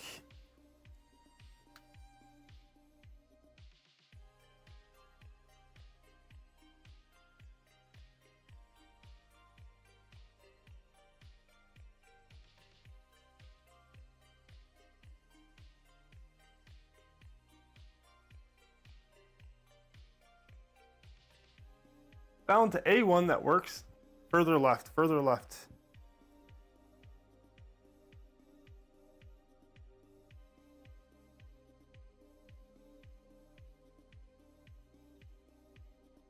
Green and blue stuff over here.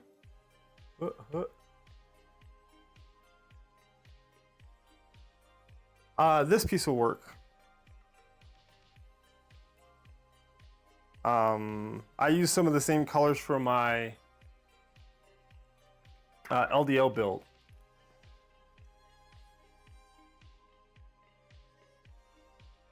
It goes through here. I think we'll need the M2 by self-tappers.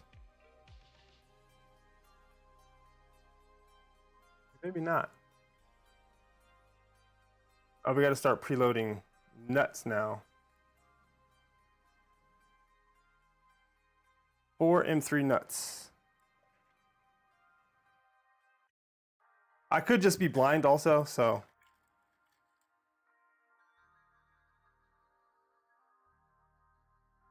One.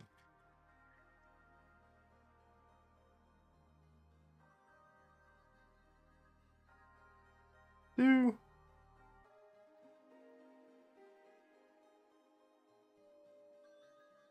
3 and 4.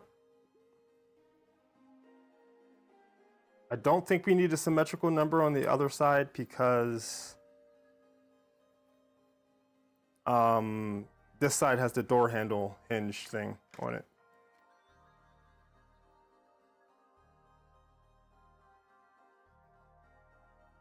So we need 2 M3 by 35s here.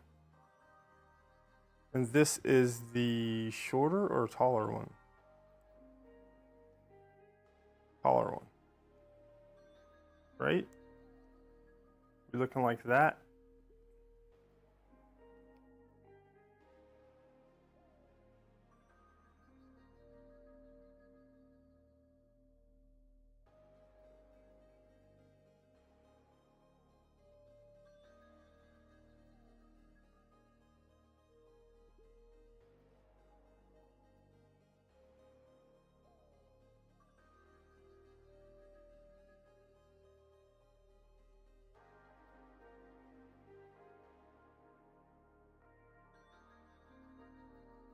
Do we not need any on the outside here? Any preloaded nuts? Did I skip any steps?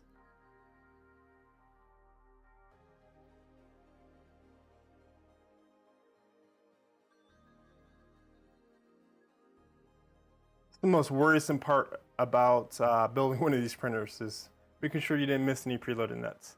No, just the 4 on the inside. Then we screw that down. I'll worry about the levers later.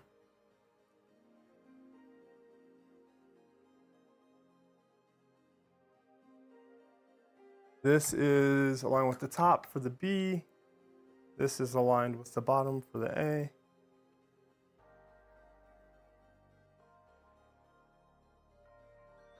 Yeah, there's no preloaded nuts on this side. And this is the taller one.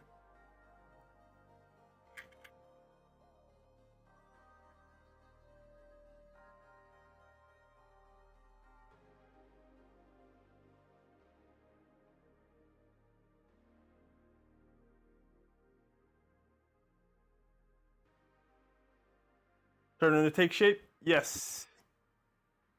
Starting to look like an actual printer. And really, I don't know why I went with Galaxy Black for this. I just wanted to break up the gray a little bit.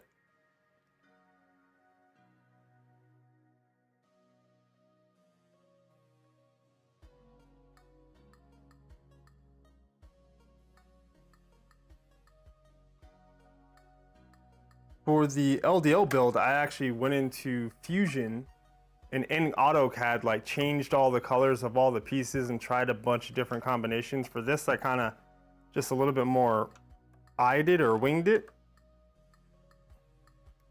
based off my experience building the other 2 printers.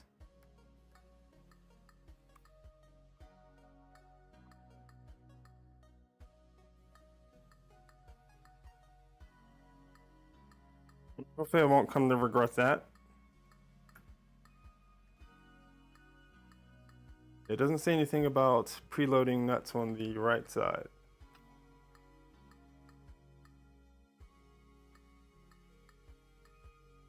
So dudes, I'm building a tiny T with a similar color scheme. Yeah.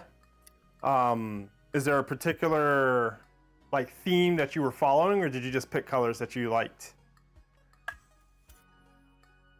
So they want you to confirm that your belt path is going to be correct. So on this one, the lower belt will meet the lower teeth on the A motor. On this side, the higher belt will end up meeting the higher teeth of the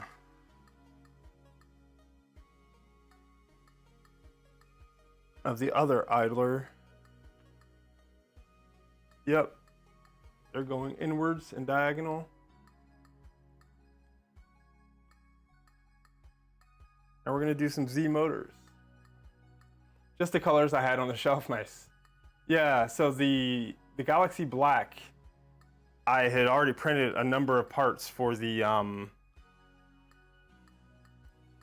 LDL build. So now we get to a little bit of a controversial-ish, I won't say that, contended thing. Steve doesn't like using any kind of a anti-backlash nut on his builds for his V0 because he mentions that gravity probably does the job for you. I typically just follow the instructions, so I'm going to continue to do that. We need M3x12 button head.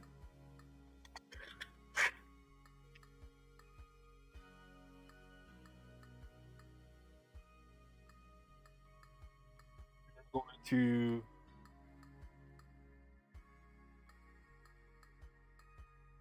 that guy on there. This guy goes in here.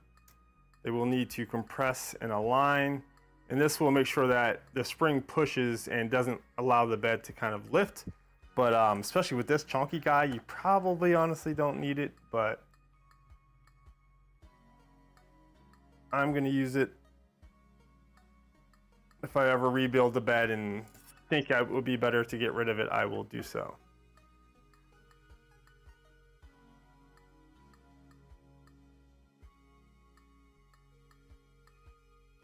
We're getting started on the Z now, which is exciting. If we can get the A, B, and Z done and maybe get it belted, I will be very happy. But I am getting hungry, and I don't want to get hangry. So M3x12, we'll go through the top here.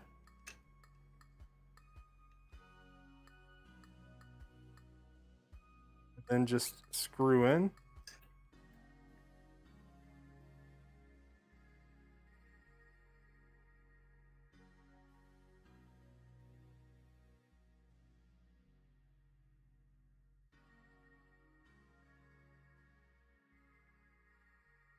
The other two builds I used a Kirigami bed, and it was just an ever so slightly different setup compared to this.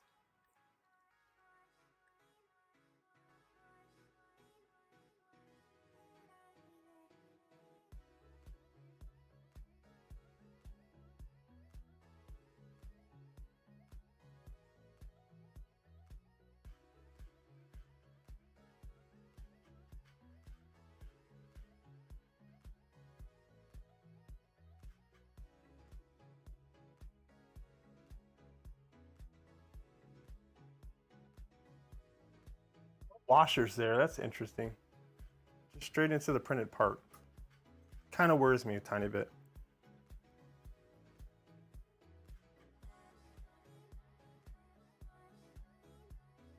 We already screwed that in here.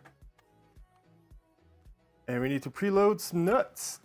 This is just gonna fall off, so I'm gonna take it off for now. So let's orient it exactly like we see in the picture. We do need some on the side, but we can do it from the bottom apparently. So we need 3 in the back, 3 in the front side.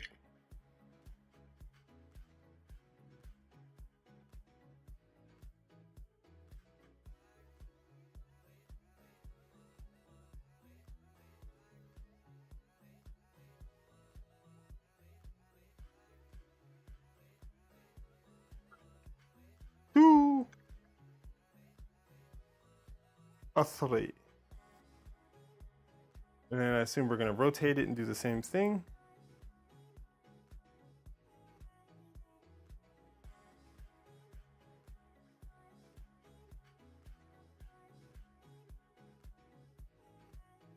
Three, 3, 3, and 3.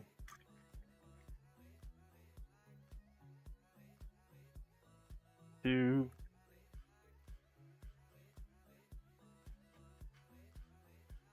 Have you seen the FT EMS V0.2 system on printables? I don't think I have. Give me 1 second to make sure I don't miss any of these nuts, and I'll go check it out.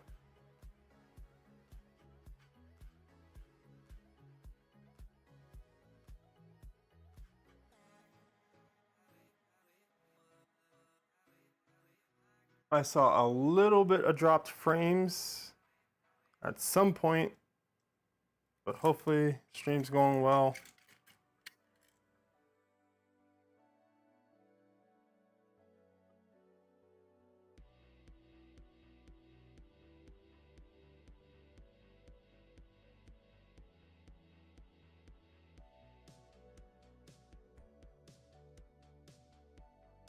I guess we're about to do the feet.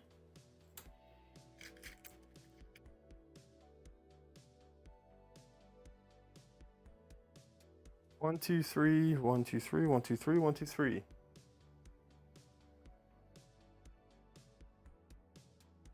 We'll do this final nut check. Okay, so this way we've got 3, 3, 3. The opposite way, we've got 3, 3, and 3. From the back, gosh, that's nerve-wracking having all these sliding around. We've got 2, 3, 3, and 1. It's in there somewhere, I know. No, 4 over here.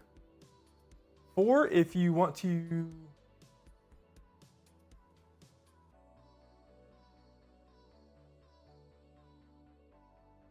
I guess you need 4 in that one. Somehow I missed that. And then when we turn it this way, you've got 4. I think we're good on preloaded nuts. Let me go check out real quick.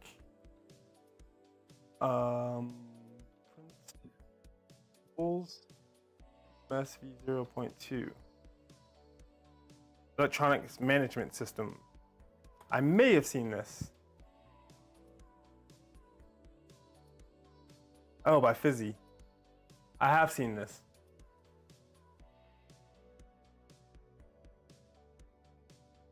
So it gives you space for a clipper expander, a pie, and a SKR Pico, and it kind of swaps the stock positions of the SKR Pico and the pie, and then it can go up to an umbilical. The cool thing about this, one cool thing about this printer, is that it utilizes this catalyst board, and this is essentially 2 of those boards, or 3 of those boards built into one. It's the frame PCB, it's the Pico, and it's the Pi, all built into one. So I won't need it on this one, but for my FormBot in particular, where I have a clipper expander, I might look to switch to this for my electronics. Nice shout. Yeah, it's a very interesting kind of aspect of this kit. We need some heat set inserts. I'm gonna move the frame down to the ground and try not to spill anything and turn this guy on.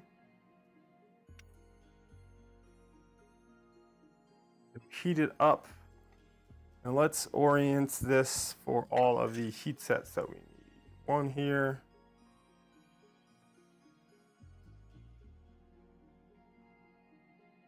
All the feet will need one. I am not going to put the what is it called? The filament runout sensor and the filament runout sensor foot, because I'm going to end up modifying this to utilize the Irby, which is the upper rear Bowden entry. Well, I'll bet you find that part now. Yeah, probably.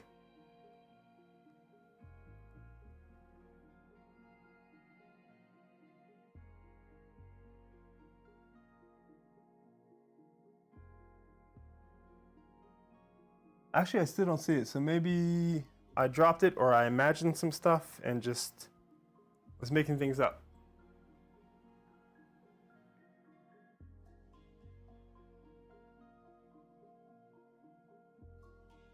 We're at 232.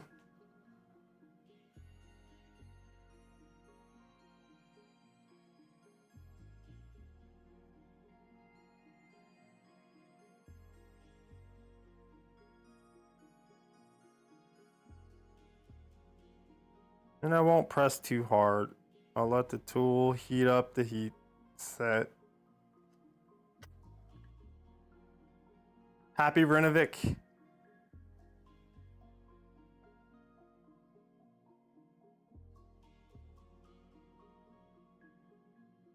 I was a little impatient and was kind of overly pushing these in at the start of the stream. I think a couple of these will also need some inserts in a different spot.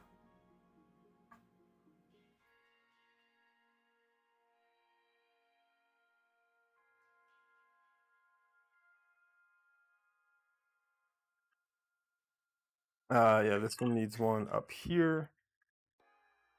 This corner.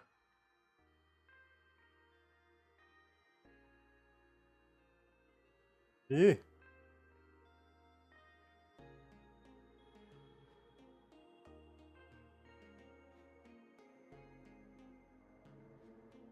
Turning up to 300 definitely helped.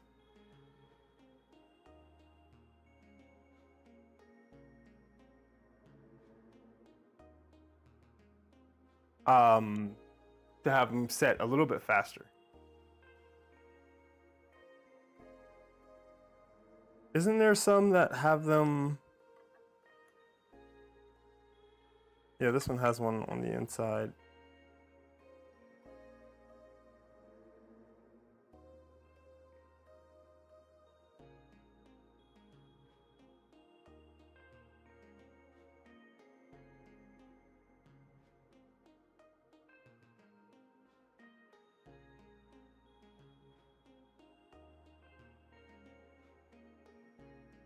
Oh, it's these two, because these two will be opposite of each other, and then one of the back skirts will connect in through those two.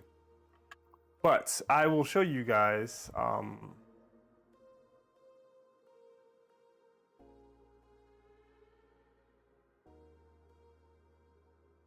principles, what we will be doing for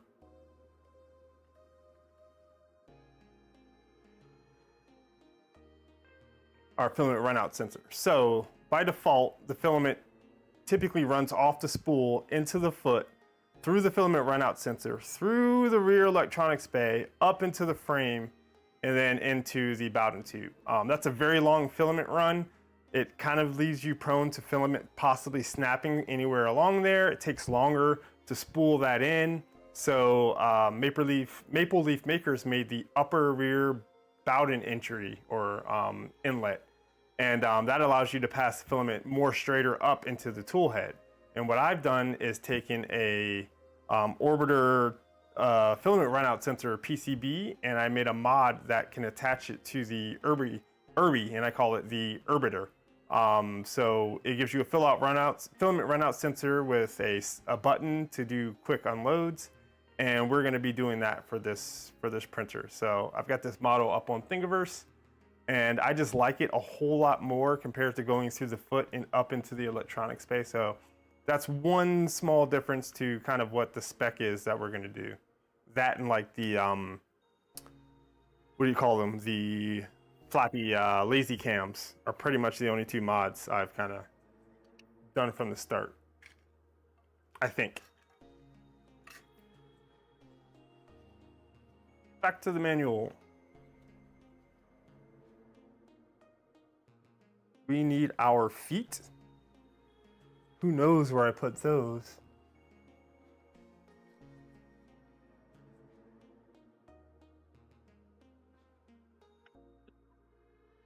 I think they were in a little bag together.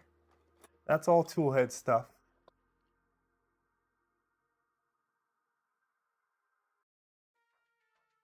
Yeah, here they are.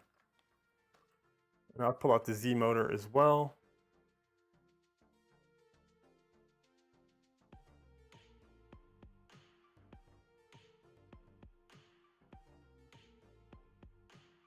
We need M3 by 10s.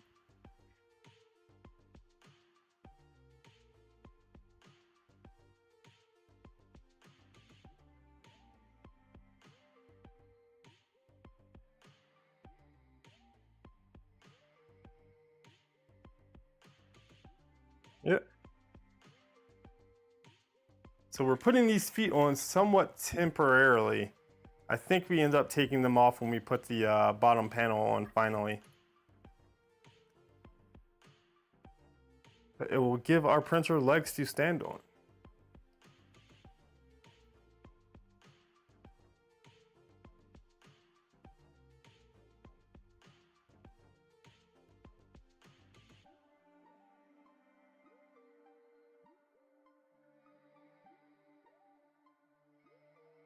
I always find the missing parts after I start printing another. Yeah.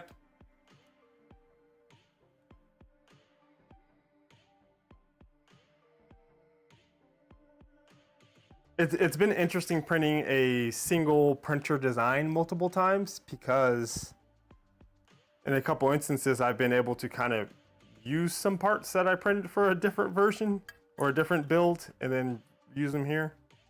So like some of these Galaxy Black parts are from a previous build.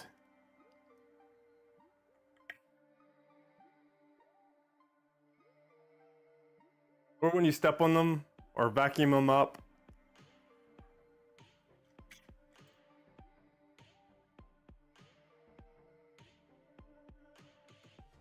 Your feet will find parts way easier than your eyes.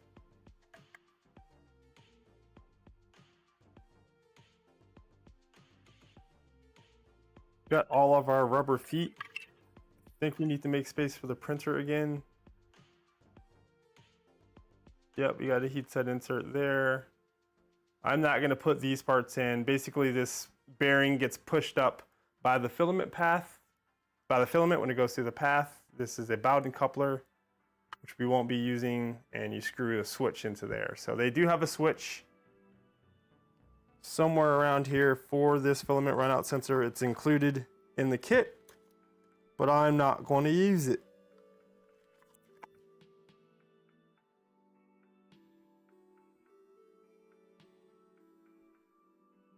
Feet find parts, but definitely find Legos. Yes, absolutely. God, that's like a nightmare. All right, bringing the frame back up. Trying not to lose any printed parts. They have it oriented like this. No, they have it oriented like this.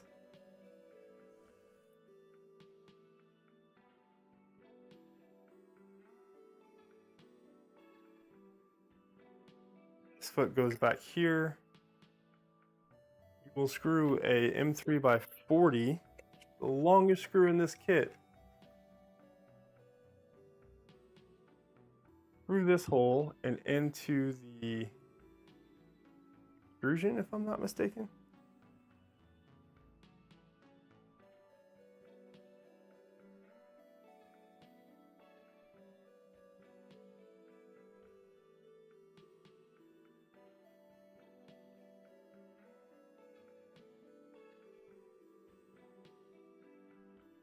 This foot has to be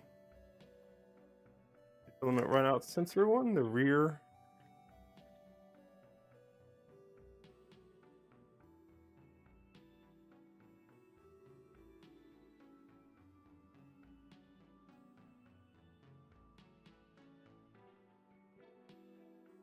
These two have to be a certain way.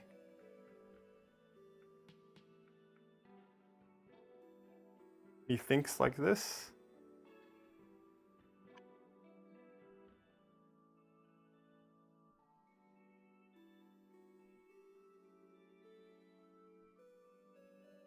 I heard too many people say V0 is too small. My V0 gets more use than any of my other printers. Right now, I can definitely say that. My other printers are all bed slingers, but they are bigger.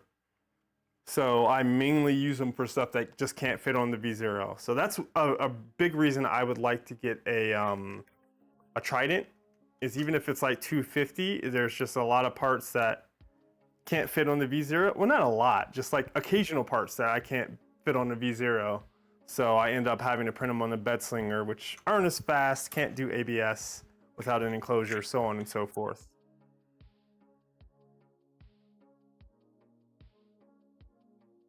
Heats up fast, can print most things, yeah.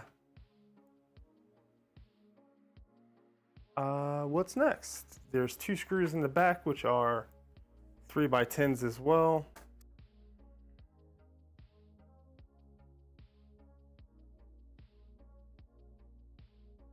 Gotta get these aligned.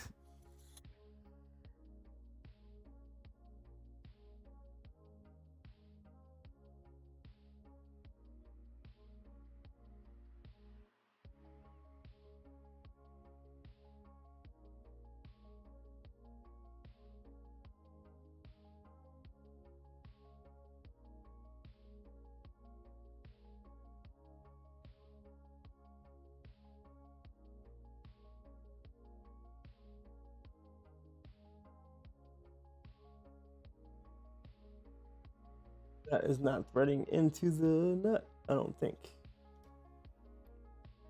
The R in 3x10, right? Yeah.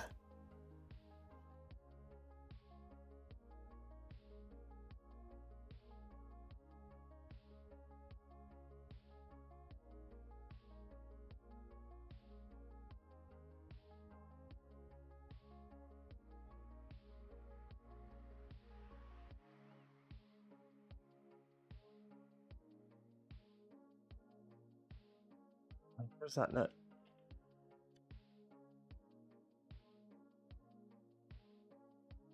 Tweezers might help for this.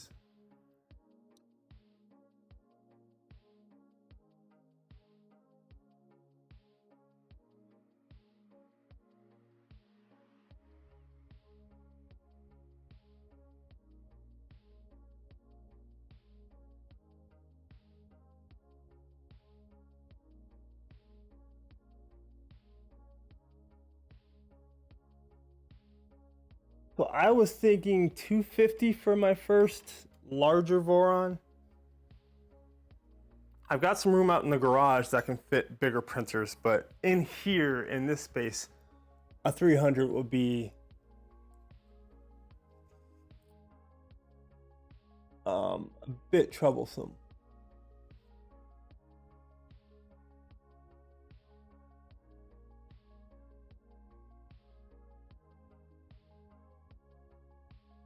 I rarely have a single piece that requires a 300 volume. Of course, doing, you know, more parts on a single sheet would be nice, but it also means you have to heat it up for a whole lot longer. Heat soak. So we need these little feet, which will be another little splash of green.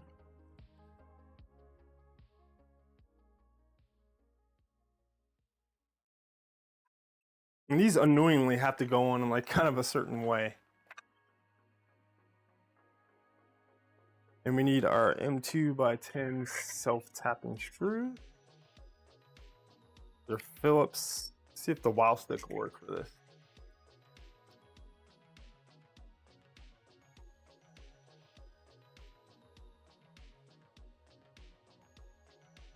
I was talking to Hector one day. I said, Vorons have a magical ability to make you need another one so that you only reason is I don't have a blue one. Vorons are kind of just magical. I think that's a good way to describe them. They're just fun to build. I like watching other people build them. I like kind of seeing what people do, like to systematically learn how to build them. How people modify them is ridiculous.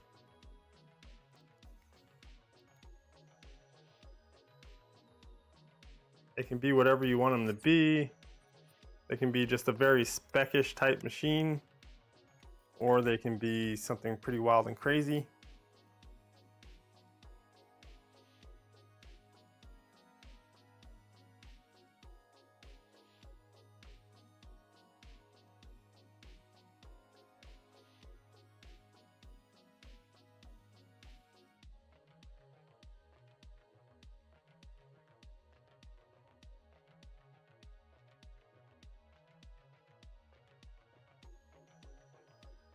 Getting our feet put on.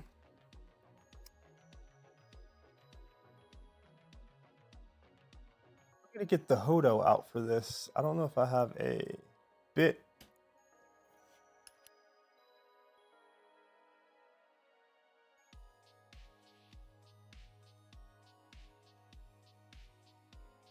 I really like this electric screwdriver for having a decent amount of torque. You do have to, there's no clutch on it, so you really have to make sure that you don't over tighten.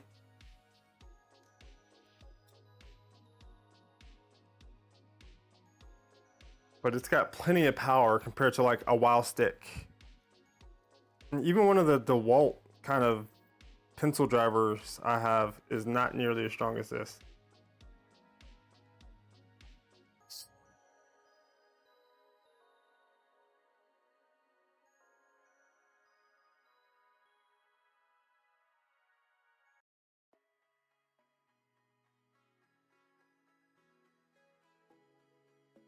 So make sure you don't hit the button a little early.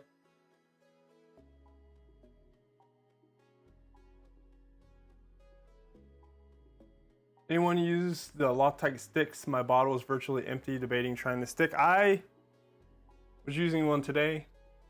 The delicious chapstick that you don't want to eat. I bought this to build an FDL like 2, one of the flywheel Nerf blasters, 3D printed ones, and that was like 5 years ago, and I still haven't gone through that stick of Loctite. I find that since you can be very precise with where you put it, you don't go through it nearly as much or quickly. So I'm a fan. I think Steve bought some where he got a new stick and it went bad very quickly compared to the previous one he had. So they may have changed the formula or something like that.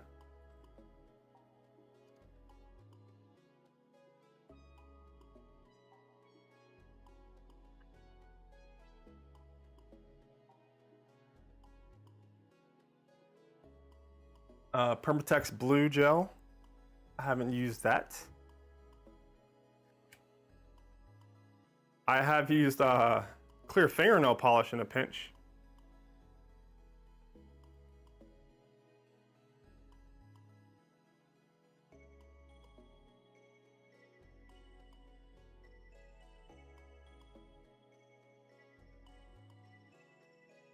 It's the second time I've accidentally hit the drive button.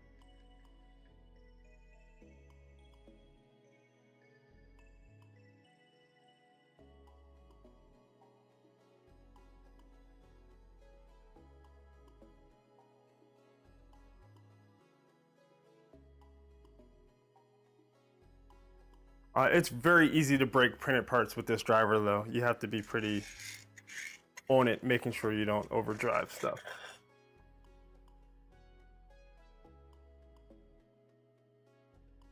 The motor.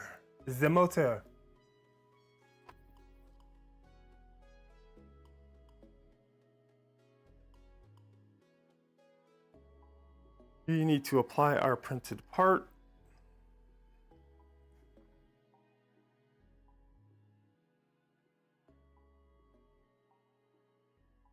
We need M3x8 and M3x6. Put the tins away.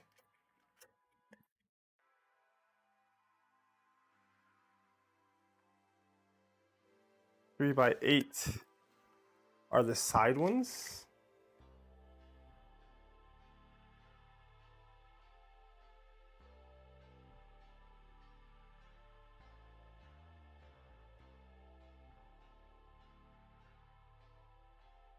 And 3x6 is the rear one.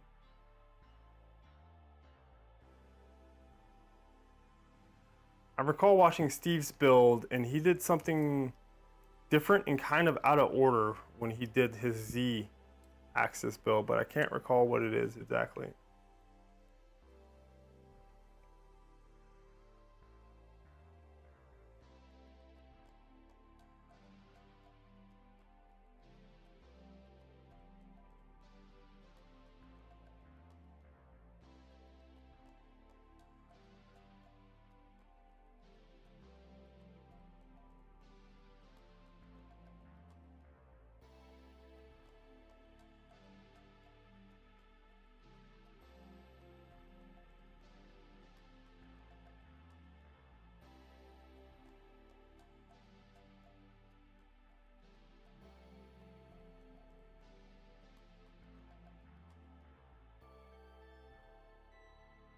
We'll go here.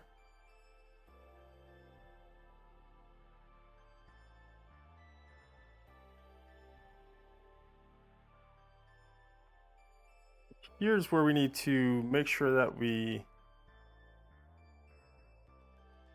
have this anti-backlash nut, if you're going to use it. Actually put it on here correctly.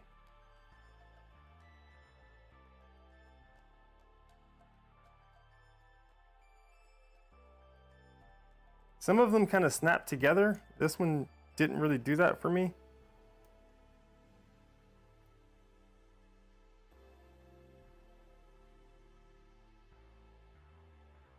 you just want to thread it into both of these at the same time.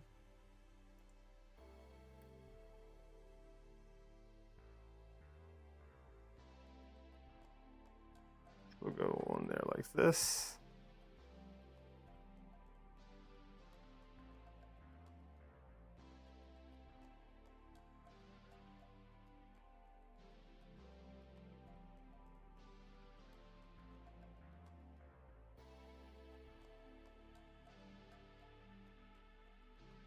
Get our last two nuts from up here.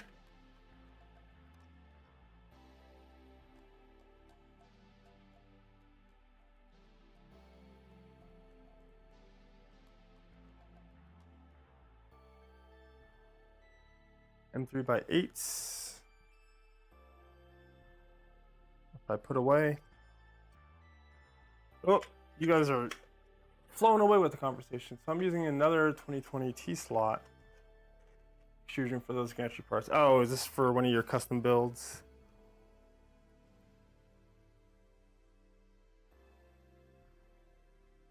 Is that right? M3x8.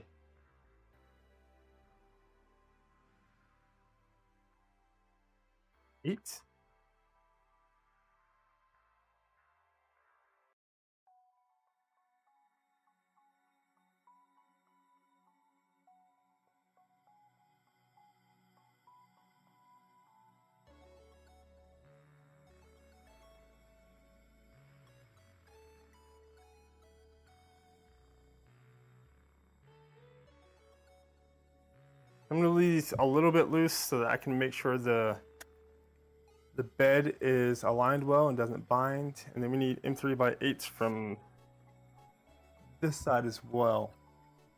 I think maybe this is what Steve did. Like he mounted this bracket before he did this bottom plate because the bottom plate gets in the way. And really the only way to get in there is with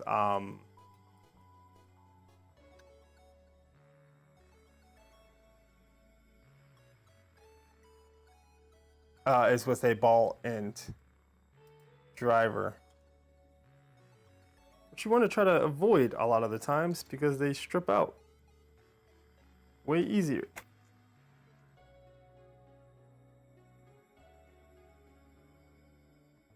Oh, you got to get these screws aligned or these nuts aligned too. That's going to be difficult.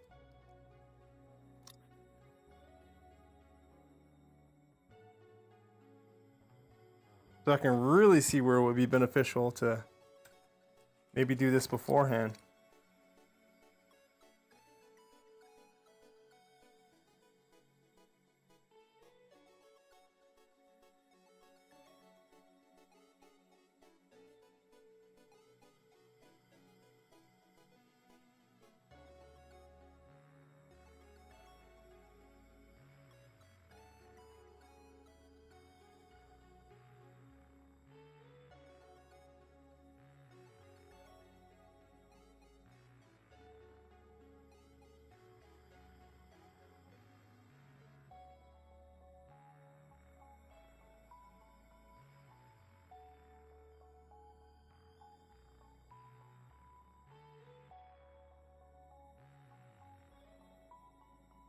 Yeah, so this is a bit finicky.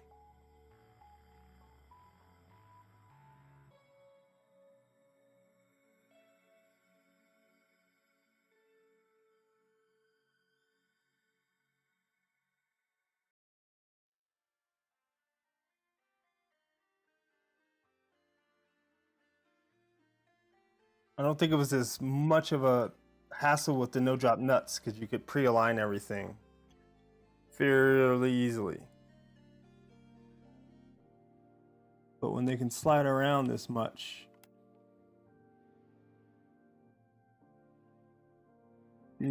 everything aligned is a bit more of a pain.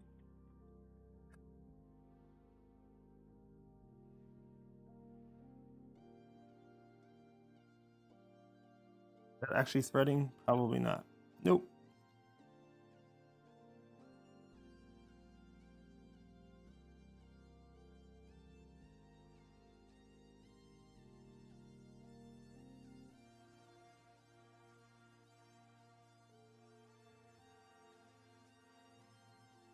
These aren't ferrous, or at least my magnet's not strong enough.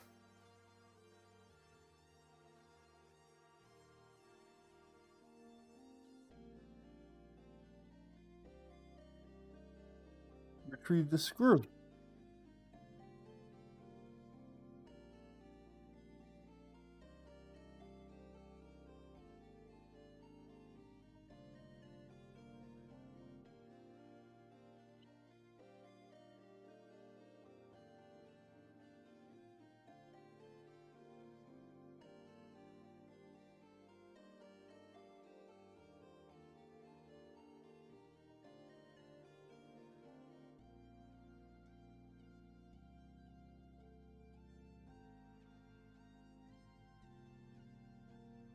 So I can definitely agree that if there is a way to get this mount on here before putting in this bottom deck, definitely a good shout to do so.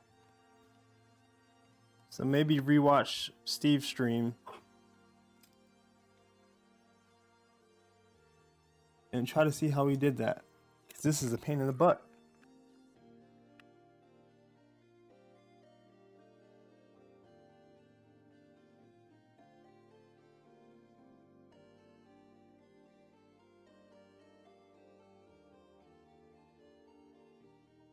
That's like perfectly aligned, but then when I drop the screw in there, it will somehow push the nut away.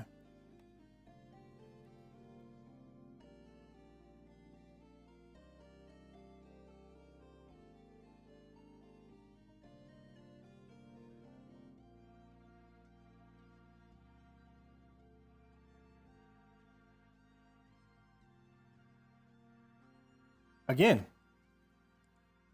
Yeah, it's maddening.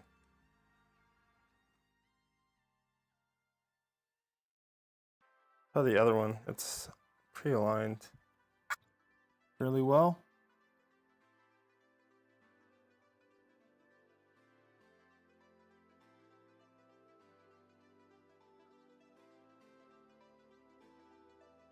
Well, that one started pretty easy. This one's being a butt.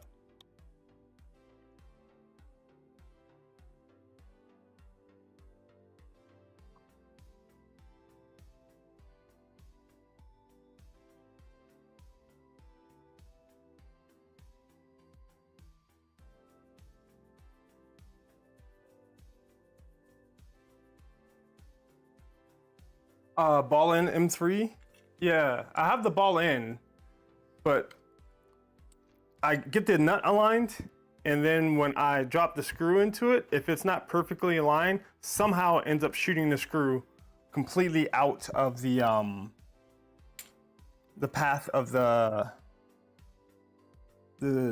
sorry, it ends up shooting the nut out.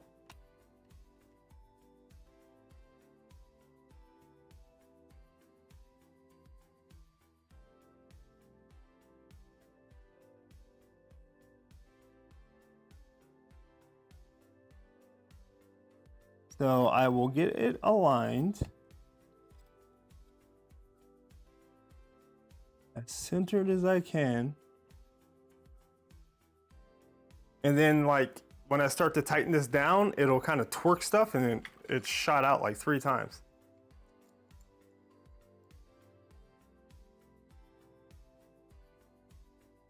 Not sure if you've been able to see it with my big head in the way, but I just aligned it. I'm dropping it in there, trying to gently get it threaded. And yeah, it shot the screw, it shot the nut completely out of the way.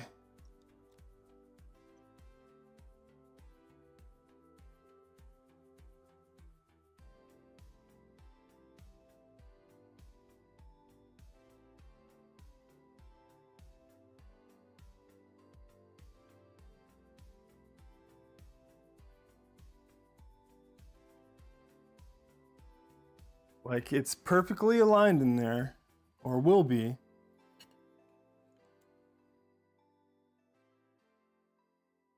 I'll drop the screw in.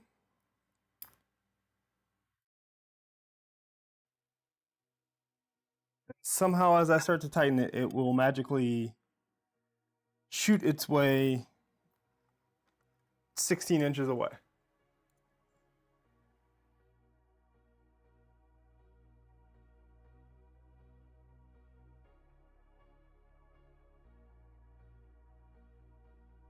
It did it again.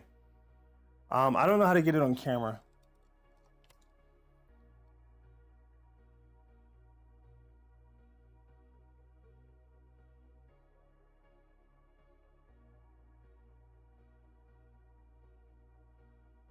That screw is going to be found by my foot eventually.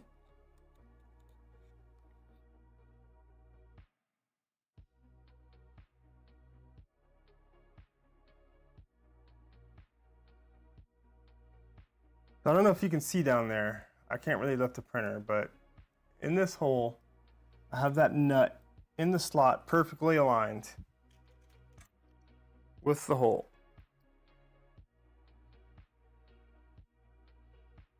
I'll drop the screw into it, and then somehow when everything tries to self-align,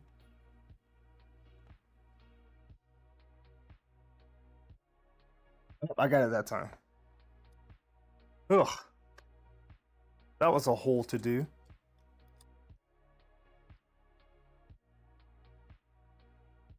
Trying to back it off enough that I can realign stuff and tighten it down afterwards.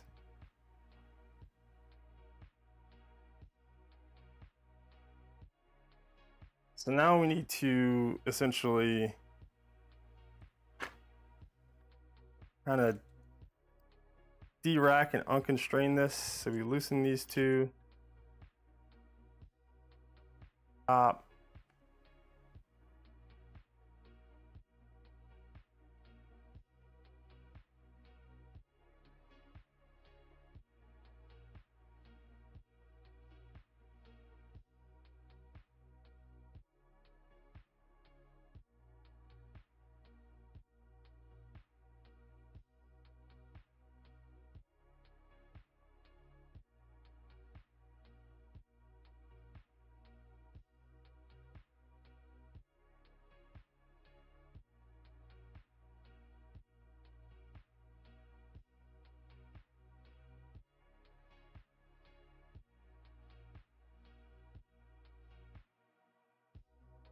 No Z binding problems. It's a little bit harder to move it down than up.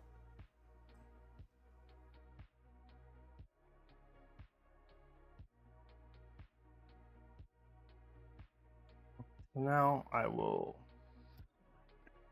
lock this in.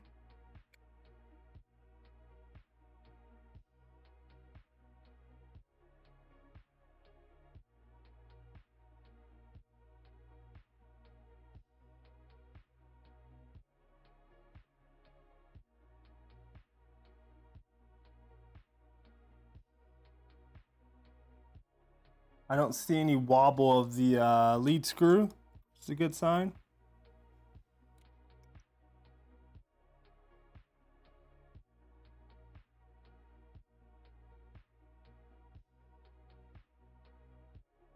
All right, X gantry. I think we're gonna try to get this done, and that we can call the stream. So, what do you guys think? For the gantry parts, got 3 color options. The plain silver/gray. We've got the light, Galaxy light gray, which has a little bit of a sparkle, or the Galaxy black, which again has the speckled look. I'm not going to set up a thing, but if you guys have a preference, let me know.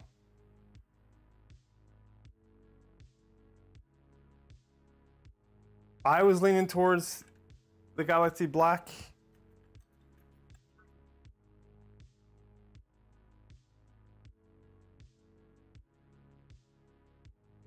Tools out of the way.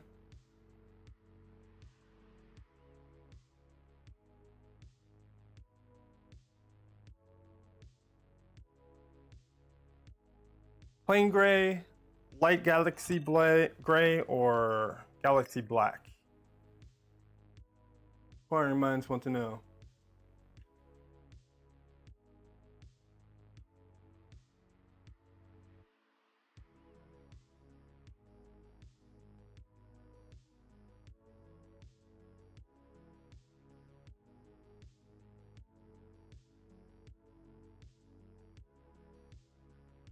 Armor 3D, hello.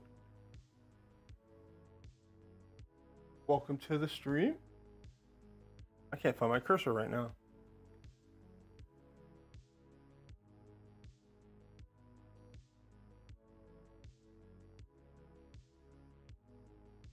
I vote Galaxy Black. This is the Galaxy Black.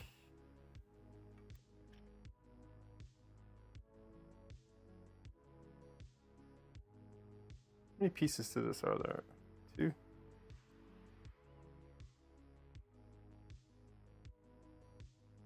That would be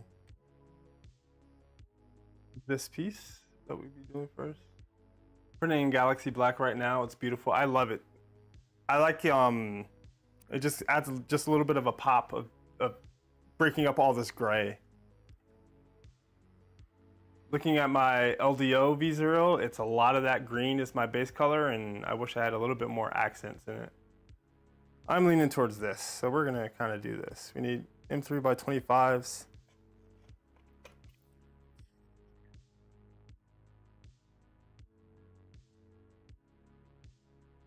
Duck up from the bottom.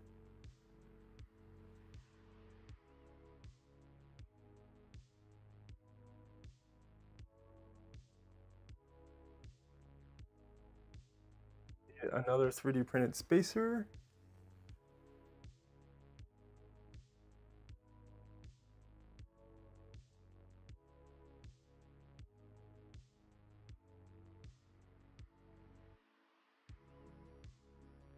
I could have sworn I printed like 7 extra of, but only seeing 1. So this needs to be on. Oh, I did the wrong hole there. These 2.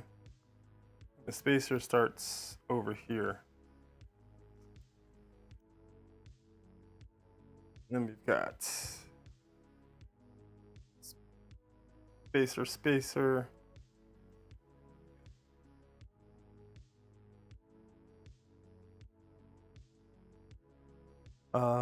Bearing.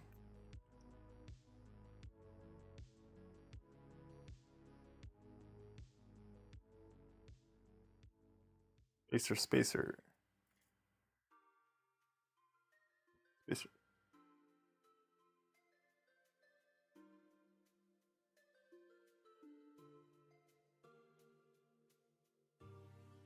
Oh, I need to do heat set inserts. Let me get this guy started.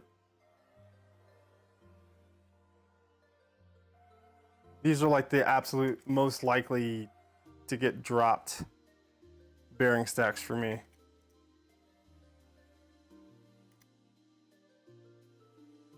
Spacer.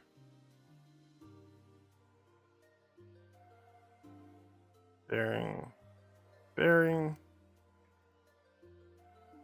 Spacer. 3D printed spacer.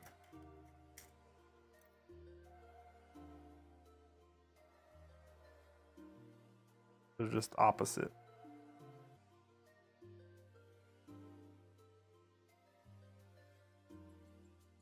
Then the opposite part is going to be opposite. Where are you at? 190. Come on.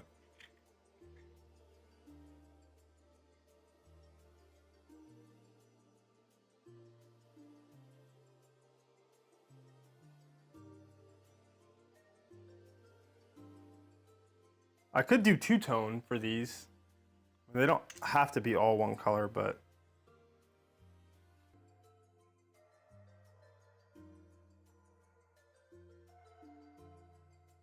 so in this one we've got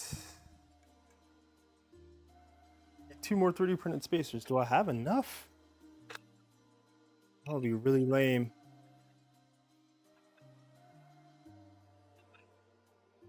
There's one.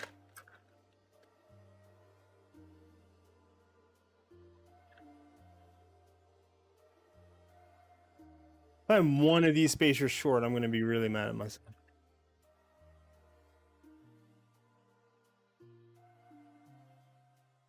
There it is. Sheesh.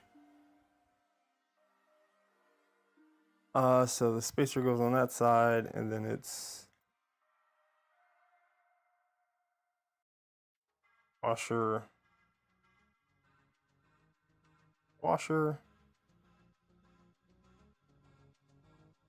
bearing,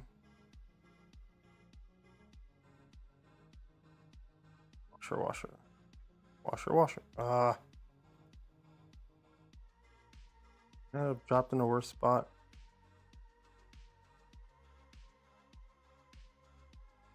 All right, I think we're gonna get this X-beam mounted, and that'll be about where we call it, because I'm starving at the moment.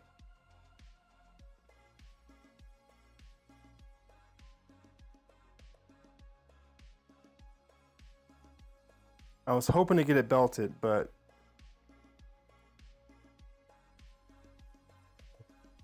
washer, washer, bearing, bearing, washer, washer, spacer, washer, washer,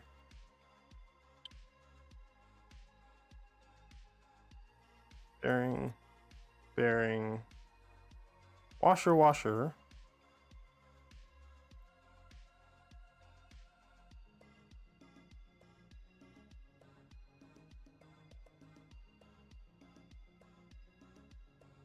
spacer.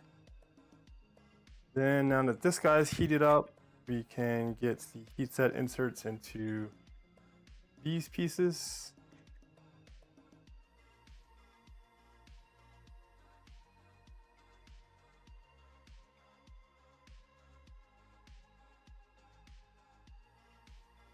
What I missed? I'm spoiled though, no shortage of sparkle filament.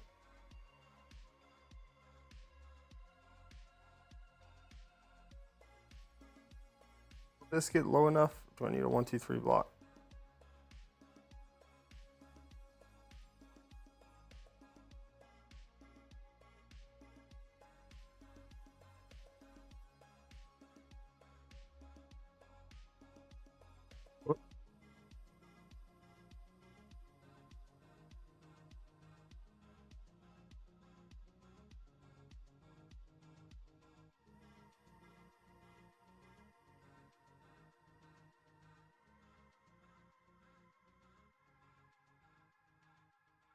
I gotta make sure I get these set up right and don't do them backwards somehow.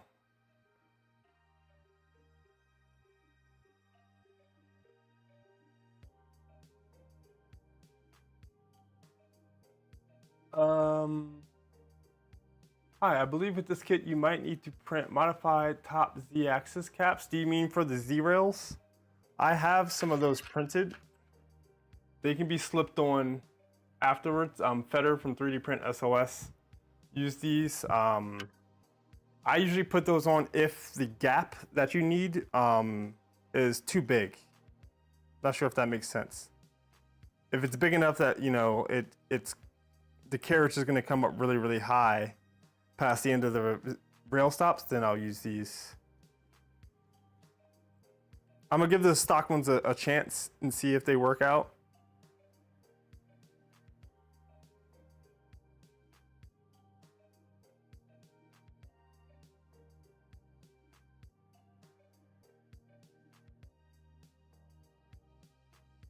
They can be slipped on and off pretty easily.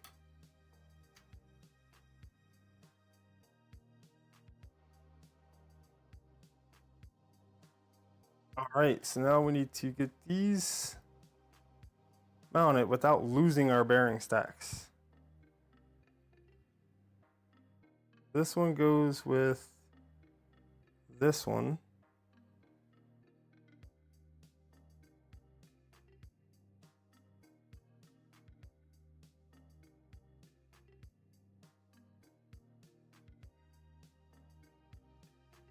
And we need the threaded or self-tapping.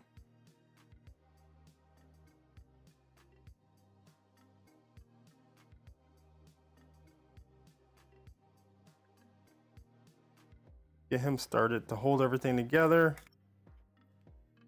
Try to flip it over without losing anything. Did I do this right? I think I did. Starting to lose tools, guys. You can tell it's getting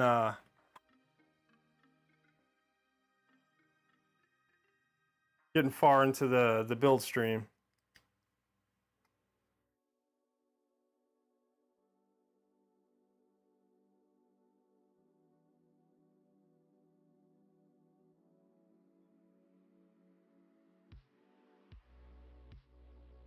In there. Bearing stacks are my second least favorite part of a Voron build. Yeah. What's the number one? If it's not preloading nuts, what's worse?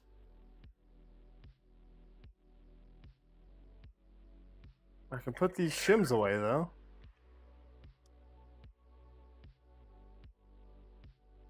Need to mate up this guy with that guy. Worst part of a Voron build is when it's done, you'd have to build another project. Not gonna lie, I feel attacked.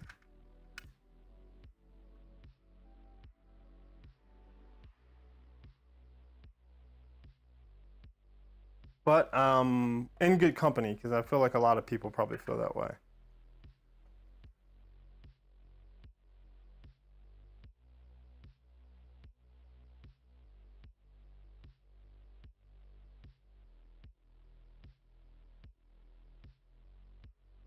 I think we might manage to do this without spilling a single bearing stack.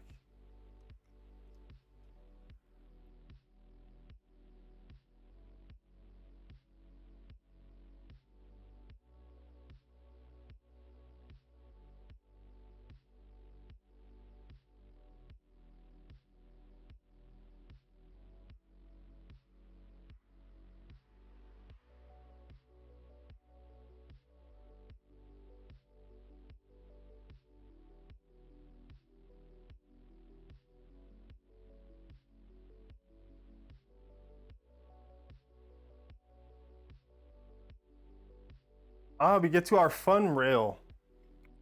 This guy.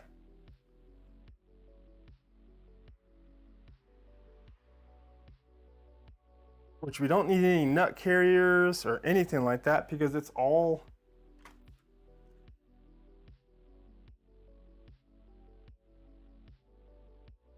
pre-tapped, if I'm not mistaken.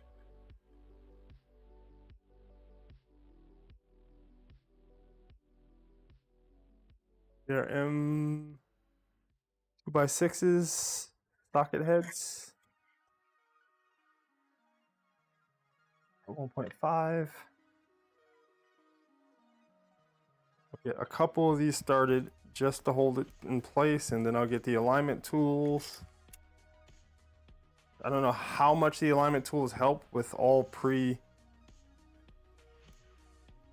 and tapped holes, but we'll throw them on there.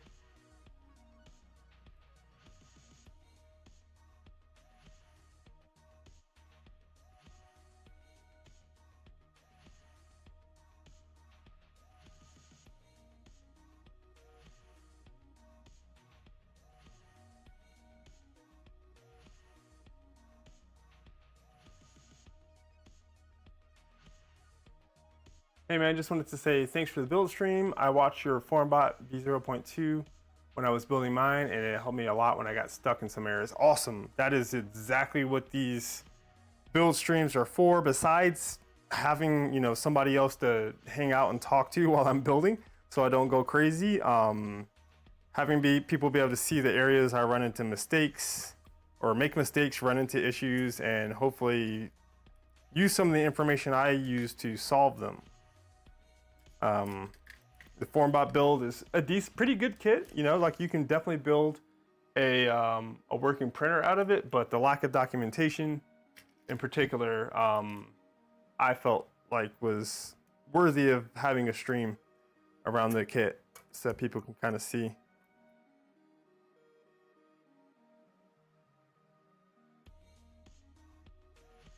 India Koala, thank you for hopping into the stream. What looking at this kit, the Fysetc compared to the FormBot kit, is there any big differences that you kind of like one more than the other? I think the electronics will be much cleaner in this one compared to the FormBot kit.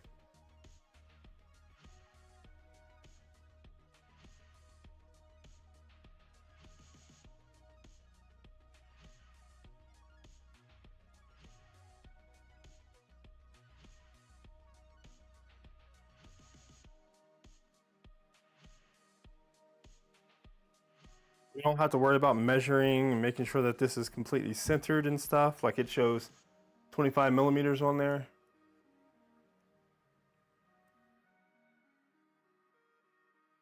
Dark 3D Dimension, first one of your streams I've caught live. Is this going to be an umbilical?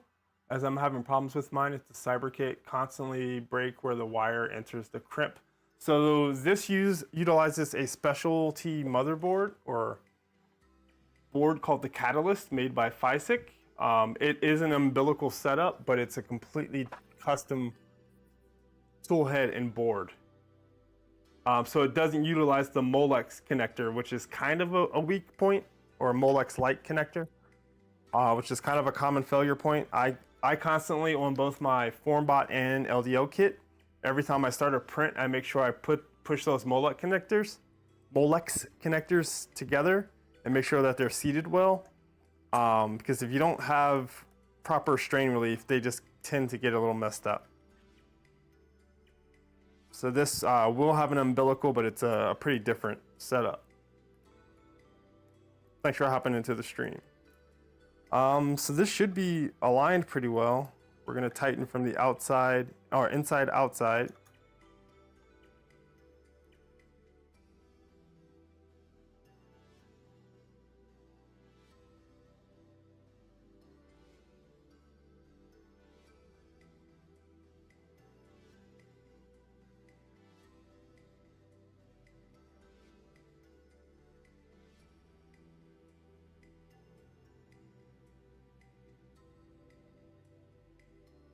And as you guys can see, a very special part of this kit is the skeletonized X gantry, the lightweight. They do have the normal one in there if you want to use it, but we're gonna start out with this one.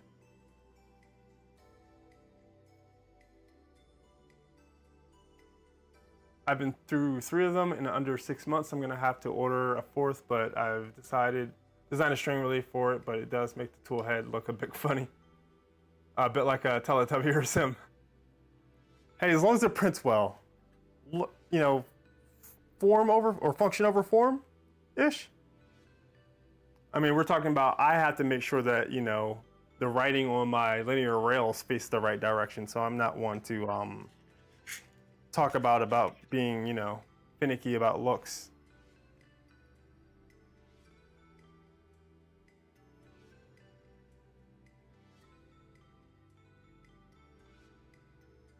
So here, I think we need these block things. We have to put some heated inserts into them.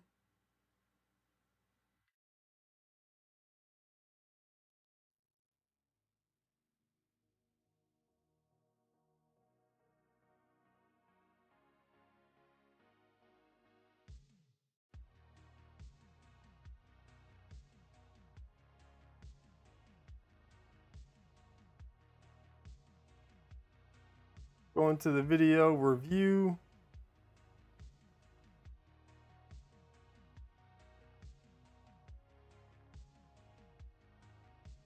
Guess it's in part 3 of the video.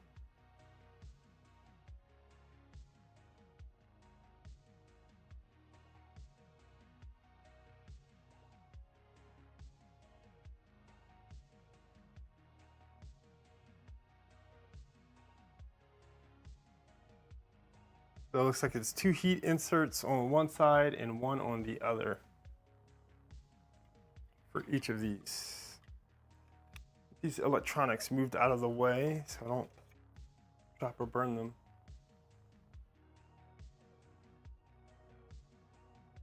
CNC build plate is nice. The Kurigami from the FormBot gave me issues just like you.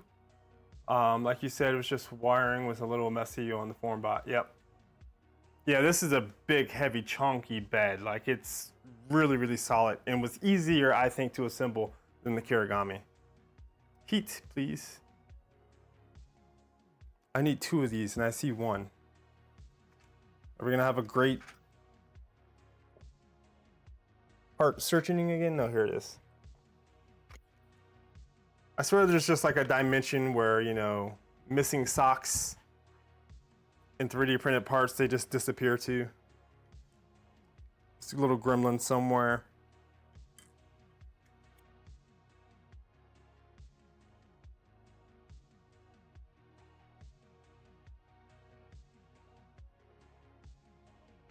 So since you don't have T-nuts to screw into for this part, you have to use these little 3D printed boys, which you guys can't see all that well.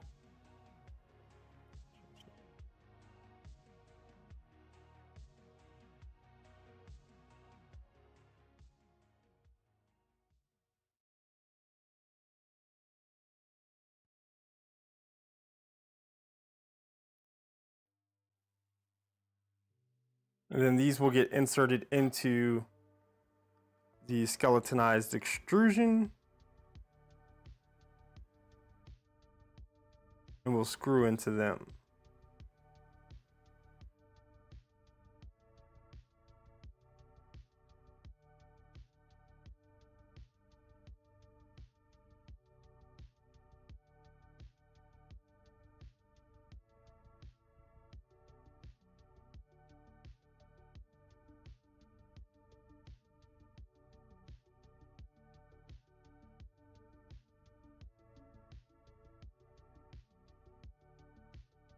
I feel like the TS101 doesn't quite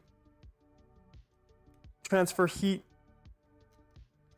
as quickly as my Hako. I mean, it's a pencil USB powered one compared to a 110 volt one, so that's understandable, but something I've noticed. Don't forget the missing Tupperware lids and 10mm sockets. Yes, they should just sell those in like 50 packs. Do I have some elephant footing here? Why is this not starting like on the other side?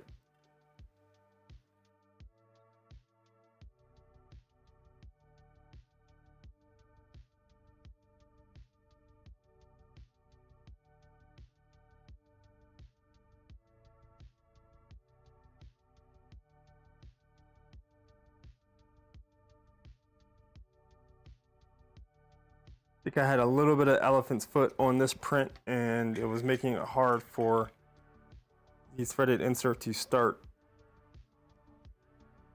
because the little lipped edge, flange edge wouldn't get into the hole.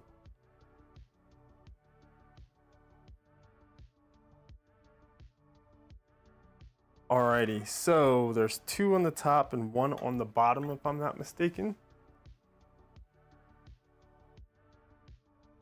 They have special instructions on this x-axis, and we're watching that video.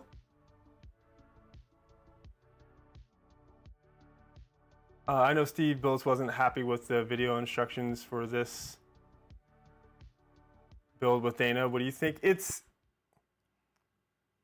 a little like finicky. Obviously, I'm like hopping back and forth here. It's like the stuff like this where the screws are only up there for like a split second, and you have to pay attention because you can't see what's written on the bags.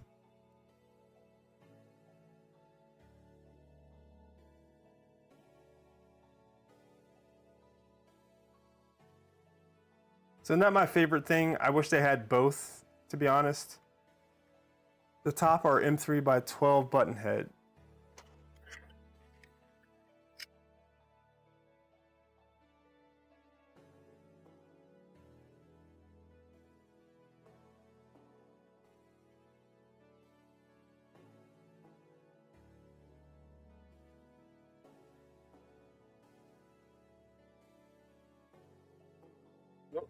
I've got a little bit of a lip where some plastic kind of jutted up. It's not focusing.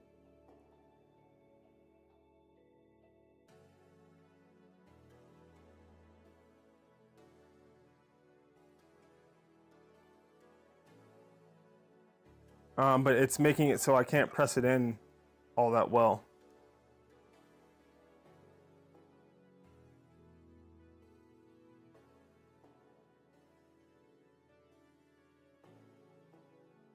Just not quite flush.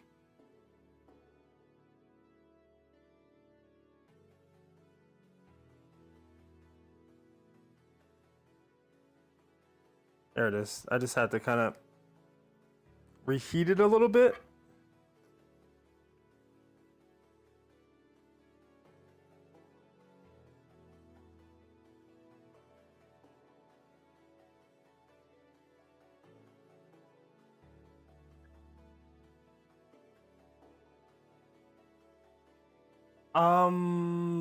I thought did Steve mention not using M3x12s here, using something else?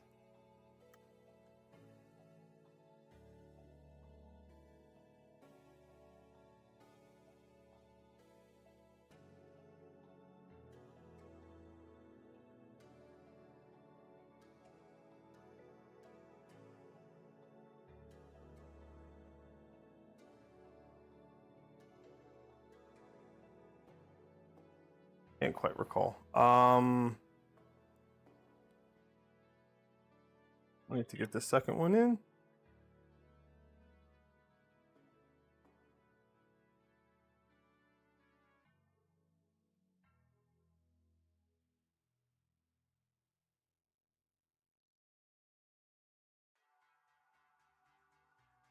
Yeah, I think video and some written instructions would be my preference.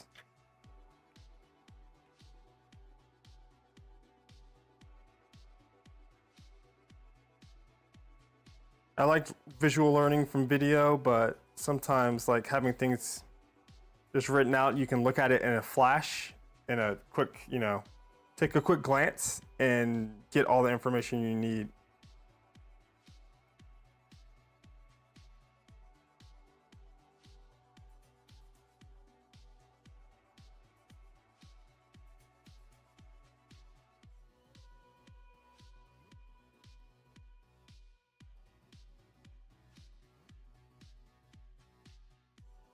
A little difficult to get this aligned.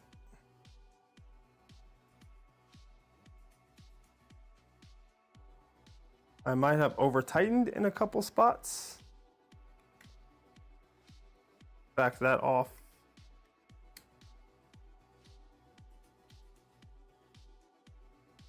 There we go.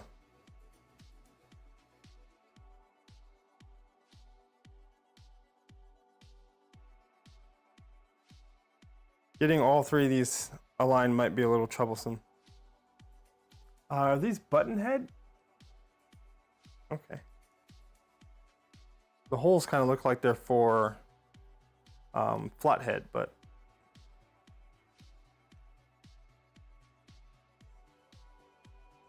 are you actually starting?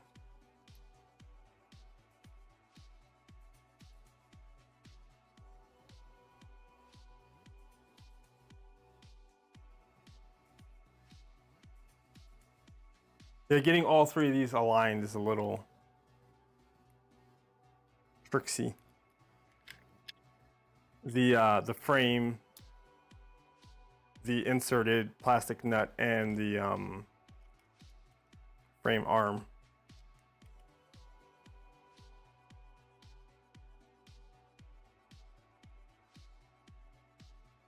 This is a mangled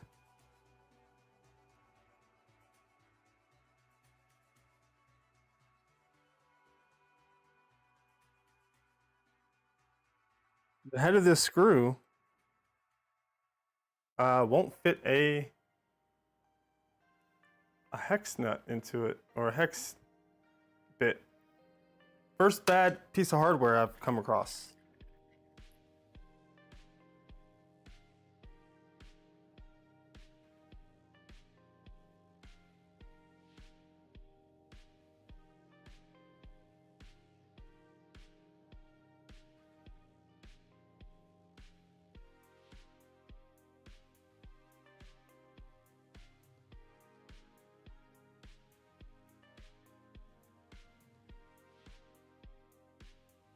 See if this one goes on any easier.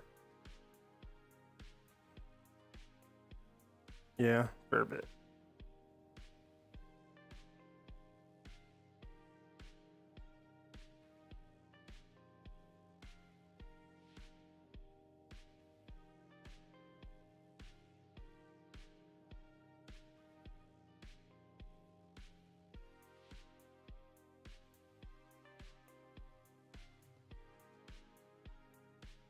Again, getting all three of them aligned is a little bit of a job.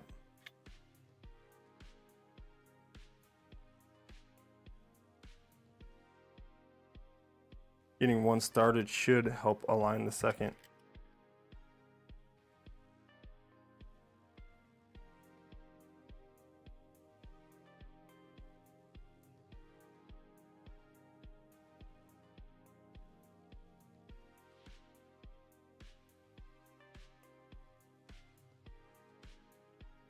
And we don't need to tighten these down too much now that I think about it, because we're going to have to kind of compact them and then spread them out a little bit to attach to this. But man, in my hand, this feels so flippin' light. Just even compared to this. Like these might be about the same. Nah, this is probably a little bit heavier, but it feels light for what it is. And from the bottom, we need a different size screw.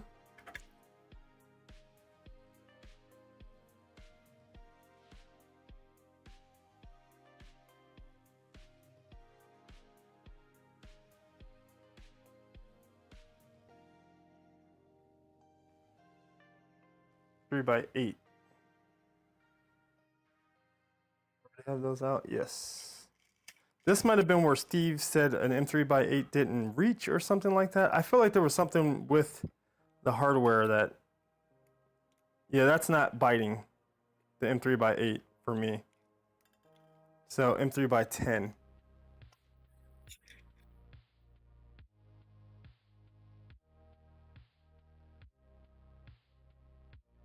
I think I might have to go to Formbot and purchase all the upgrades I want. I don't know. Does the tool board head have an ADXL? I think it does.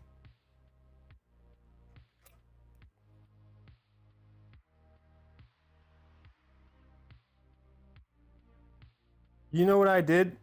I put this in backwards. I put these pieces in backwards.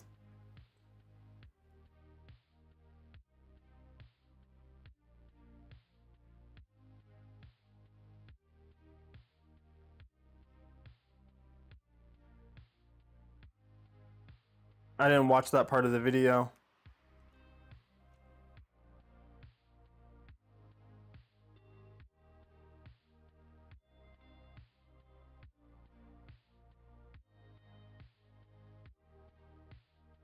Yep, this needs to be there.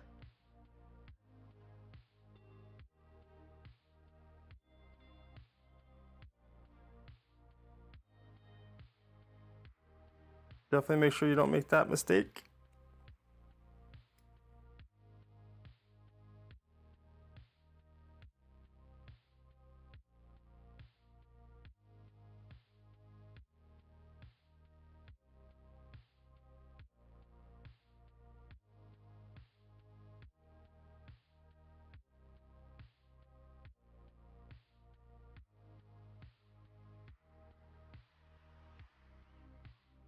Three by 12s. The product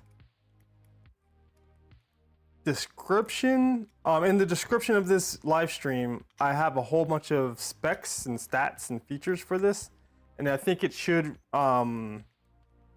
say whether it is whether it has the ADXL or not. I think. Okay. Is it a printer build if you don't end up disassembling multiple parts of the printer?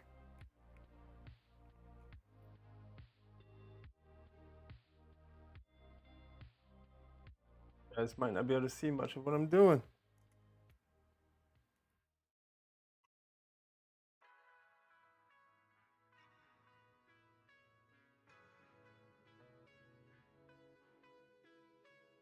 I don't drop this carriage, but this is flipped around the wrong way.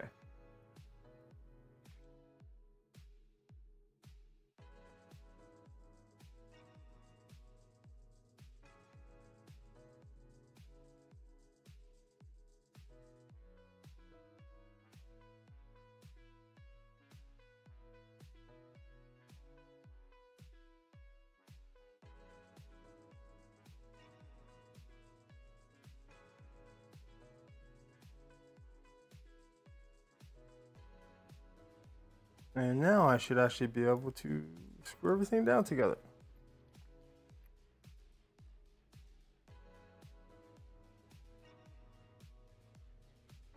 I hope. There it is.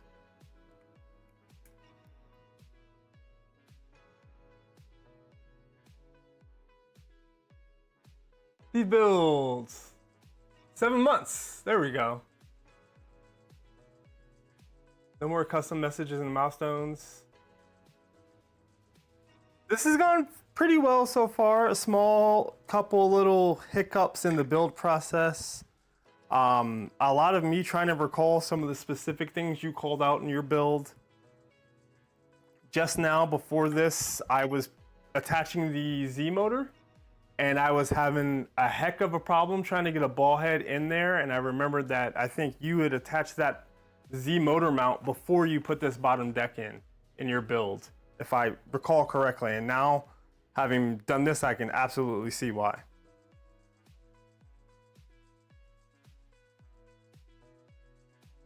We just got our X-axis done. We're gonna get it attached, and I think that will be a good place to call the stream.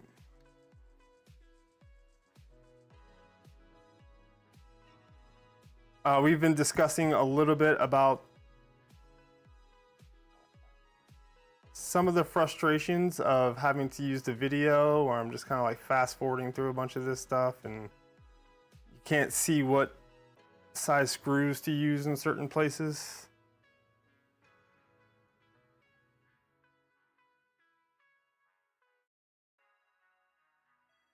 And it would be good if they just had it straight up written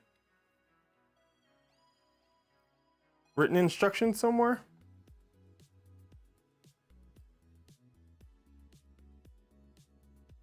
I need to probably loosen a lot of this stuff.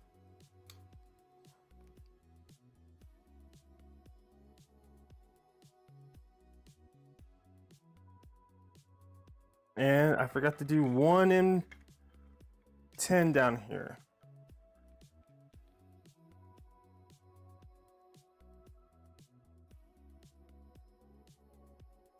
Or even if in the video, for a whole step, they had it written out, like everything that was used, what size everything was, that would be pretty nice.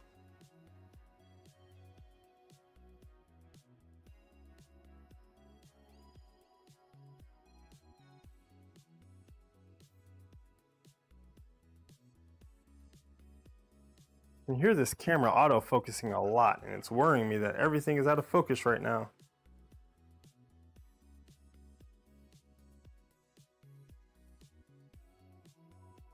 Shoot, this way, right?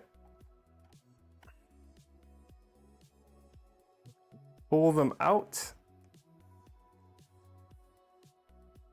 I'll have to switch back to the V0. Well,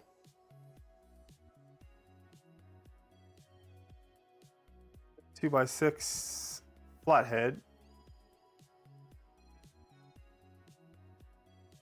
That flathead.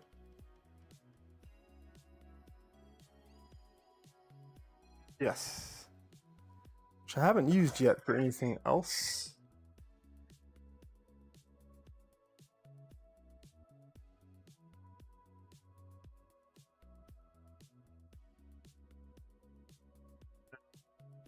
How are you doing, Steve? Are you in Europe still?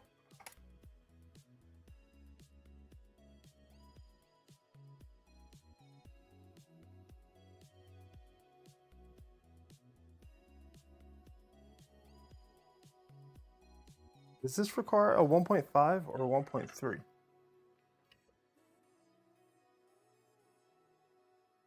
1.5.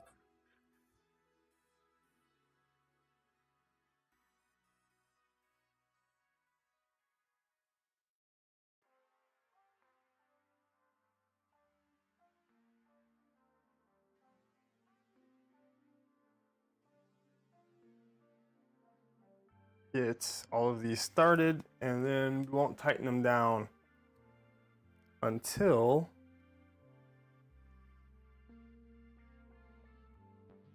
this thing is aligned well. But also, thank you for was it 6 months?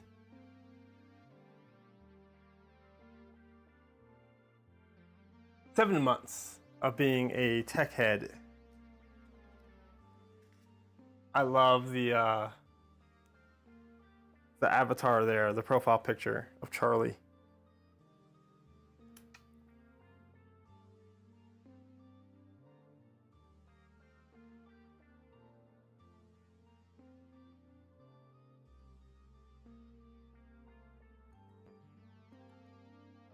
I think we have about 2 extra of these M2x6 flatheads.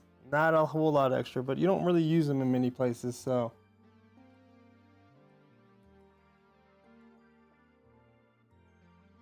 That one's a little difficult to get in.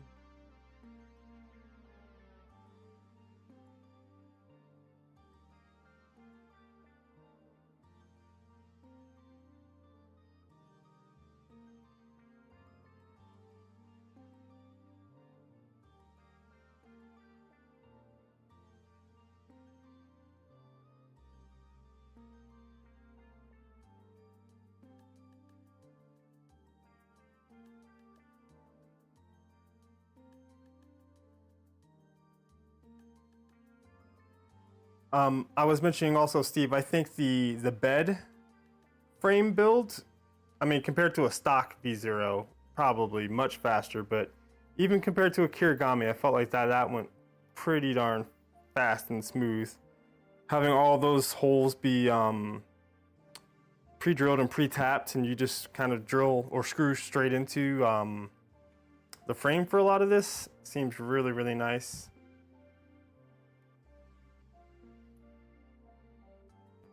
The wiring, I recall from your build being really, really straightforward. How many times am I going to say really, really? Not just really, but really, really.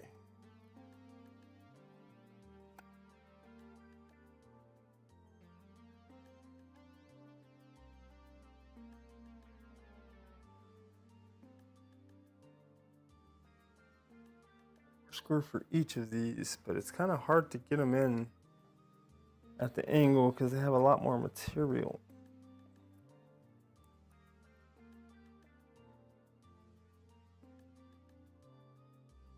Started pretty well.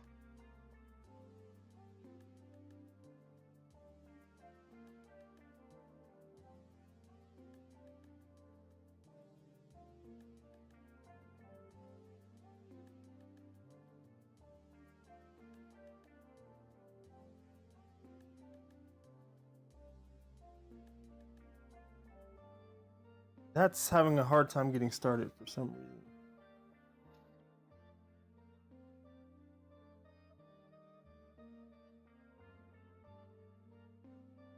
Use a ball end. A threaded ball end.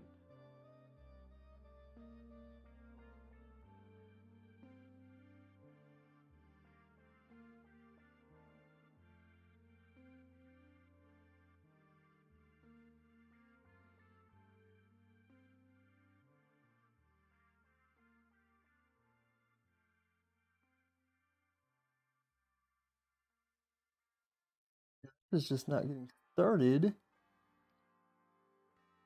really sure why. Get in straight enough. I'll loosen these others.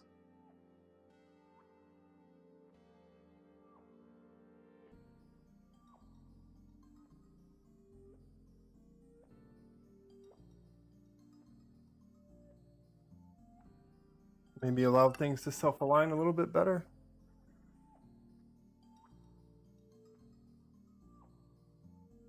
I've had one bad screw where the head of the screw wouldn't be driven by a hex head.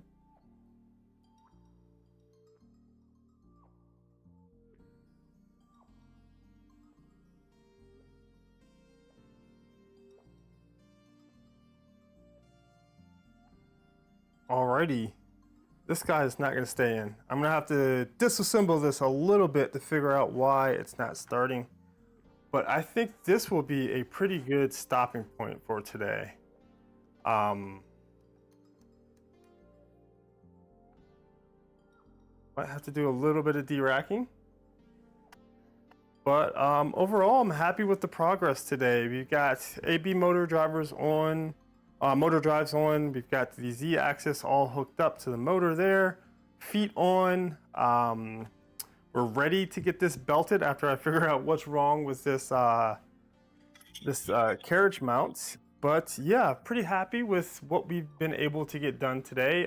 Sorry for the folks who tuned in earlier where the stream went down for a little while. I'm not sure what happened. Restarted my router, kind of reconnected some Ethernet cables, and then my capture card for my cameras went out. So lots of stream troubles, but thank you to everybody who did hop into the stream and chat away. Thank you for Don't Knock It for giving away all of the memberships. Thanks to Steve for hopping back in, and thanks for the 7 months there.